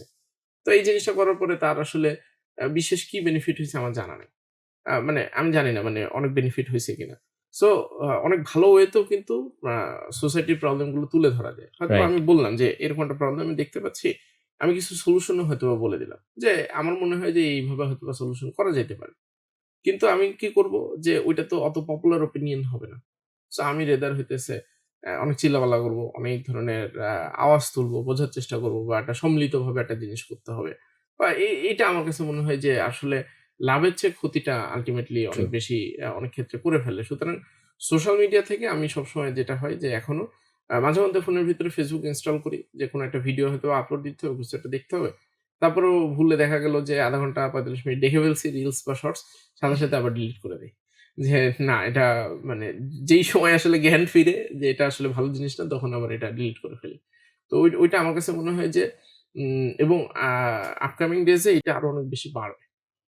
কারণ সোশ্যাল মিডিয়াতে অনেক বেশি পরিমাণে মানুষজন এই সমস্ত জিনিসপত্র নিয়ে ব্যস্ত থাকবে। হ্যাঁ, হ্যাঁ, হ্যাঁ। এবং আসলেই পুরো ইন্টারনেট এবং সোশ্যাল মিডিয়া বা এই কিছু এমনভাবে ডিজাইন করা যাতে বাই নেচার আমরা অনেক বেশি কনজিউমার হই rather than creator. So consumer মাইন্ডসেটের ভিতরে ঢুকতে যেয়ে আমরা কনজিউম করে ফেলতেছি। কনজিউম করতে, করতে দেখা যাচ্ছে কনজিউম করার জন্য আমার যে এনার্জিটা দরকার সেটা পাইতেই এবার ক্রাইসিস হয়ে যাবে। কারণ কনজিউম করার জন্য তো পয়সা দিয়ে জিনিসটা কিনতে হবে হুম, হুম, বা হুম। আ সময়টা তো পাইতে হবে বা আমি দেখা গেলো সারাদিন রিলস দেখি। তো আমার তো খাওয়া-দাওয়ার জন্য বা ভাত-টাত কেনার জন্য তো আমার টাকা-পয়সা লাগবে। তো সেটা তো আল্টিমেটলি আমি পাবো না। যদি এটা দেখতে, দেখতে আমার লাইফে আমি কোনো চাকরি-বাকরি মানে লাইফে চাকরি-বাকরি মিনস অনেক বড়, বড় জিনিসপত্র হইতে হবে বিষয়টা এরকম না। বাট আমার বেসিক চাকরি-বাকরি বা বেসিক জিনিসপত্র এবং উম সোশ্যাল মিডিয়াতে দেখা যায় যে অনেক ক্ষেত্রেই কোনো মানুষের ধরেন ওই প্রবলেমটা নাই। হুম। কিন্তু সোশ্যাল মিডিয়াতে কোনো একটা পার্সনের দেখে মনে হয় কি আমার মনে হয় এই প্রবলেমটা আছে। তখন কিন্তু আরো হ্যাঁ, বেশি হ্যাঁ, হ্যাঁ। ক্ষতি হয়ে যায়। মানে তো মিমিক্রি ইফেক্ট যেটা, হ্যাঁ, এটা তো একটা আছেই। আর মানে এটাও তো আসলে ওয়ান কাইন্ড অফ অ্যাডিকশন। হ্যাঁ, সোশ্যাল মিডিয়া অ্যাডিকশন যেটা, অ্যাডিকশন তো অনেক লেয়ারে হয় এবং হ্যাঁ, অনেক ক্ষেত্রে না এই অ্যাডিকশনটা হচ্ছে কোনো ক্ষেত্রে ড্রাগ অ্যাডিকশনের চেয়ে কম না। হ্যাঁ, মানে অলমোস্ট সিমিলার লেভেলের সিভিয়ার। রাইট। আমি এখানে হচ্ছে আমার অডিয়েন্সদের হুম, একটা হুম, রিকোয়েস্ট করব, সেটা হচ্ছে যে আমরা তো অনেক লম্বা একটা আলোচনা করলাম এখনকার দিনের বিচারে। এখন তো অ্যাটেনশন স্প্যান অনেক কম। কম। সো কেউ যদি আসলে হচ্ছে আলোচনার এই অংশ পর্যন্ত মানে ট্রুলি এসে থাকেন, সো ২ টা জিনিস করতে পারেন। একটা হচ্ছে যে আমাদের আজকের ডিসকাশন থেকে কোন, কোন জিনিসগুলা স্ট্রাইকিং মনে হয়েছে বা আপনাকে নতুন করে চিন্তা করতে একটু উদ্বুদ্ধ করেছে যে এই পয়েন্টটা হ্যাঁ, চিন্তা করার মতো ছিল এইটা। আরেকটা হতে পারে সেটা হচ্ছে যে নিজের এক্সপেরিয়েন্স। যেহেতু আমাদের কারো এক্সপেরিয়েন্সের সাথে কারোটা হুবহু মিলবে না। সো আপনার জীবনে যদি এরকম কোনো প্যারেন্টিং এক্সপেরিয়েন্স থাকে বা এরকম কোনো জার্নি থাকে, সেটা শেয়ার করতে পারেন। তাহলে যেটা হবে ওইখান থেকে একটা মানে হলিস্টিক একটা হচ্ছে হ্যাঁ, পিকচার তৈরি হবে যে আমরা দুইজন তো রাইট। অনেক কিছু আলোচনা হ্যাঁ, করলাম। সো আপনাদের এক্সপেরিয়েন্সটাও যখন অ্যাড হবে তখন আসলে একটা হলিস্টিক এক্সপেরিয়েন্স তৈরি হবে অ্যান্ড আমরাও এখান থেকে আসলে অনেক কিছু জানতে পারবো, শিখতে রাইট, পারবো। হয়তো আমি জীবনে যেই সিচুয়েশন ফেস করি নাই ওইটা নিয়ে আমার মাথায় কিন্তু প্রশ্ন নাও আসতে পারে, রাইট। বিকজ সবার সব সিচুয়েশন ফেস করাও হয় না, সব প্রশ্ন মাথায়ও আসে রাইট, না। সো এই প্রশ্নগুলোই তো আসলে হচ্ছে খুব হ্যাঁ, ইম্পর্টেন্ট। রাইট। তো আমরা আজকে এই পর্যায়ে এসে সবার কাছ থেকে বিদায় নিয়ে নিচ্ছি। রাকিবকে অনেক থ্যাঙ্কস আমাদের সাথে অনেকটা সময় কাটানোর জন্য, on screen and off screen এই টাইমটা দেওয়ার জন্য। অ্যান্ড আপনাদেরকেও অনেক থ্যাঙ্কস ধৈর্য ধরে শোনার জন্য। অ্যান্ড অবশ্যই আমাদের সাথে এই ফাইন্ডিংস গুলো শেয়ার করতে ভুলবেন না। সবাইকে অসংখ্য ধন্যবাদ।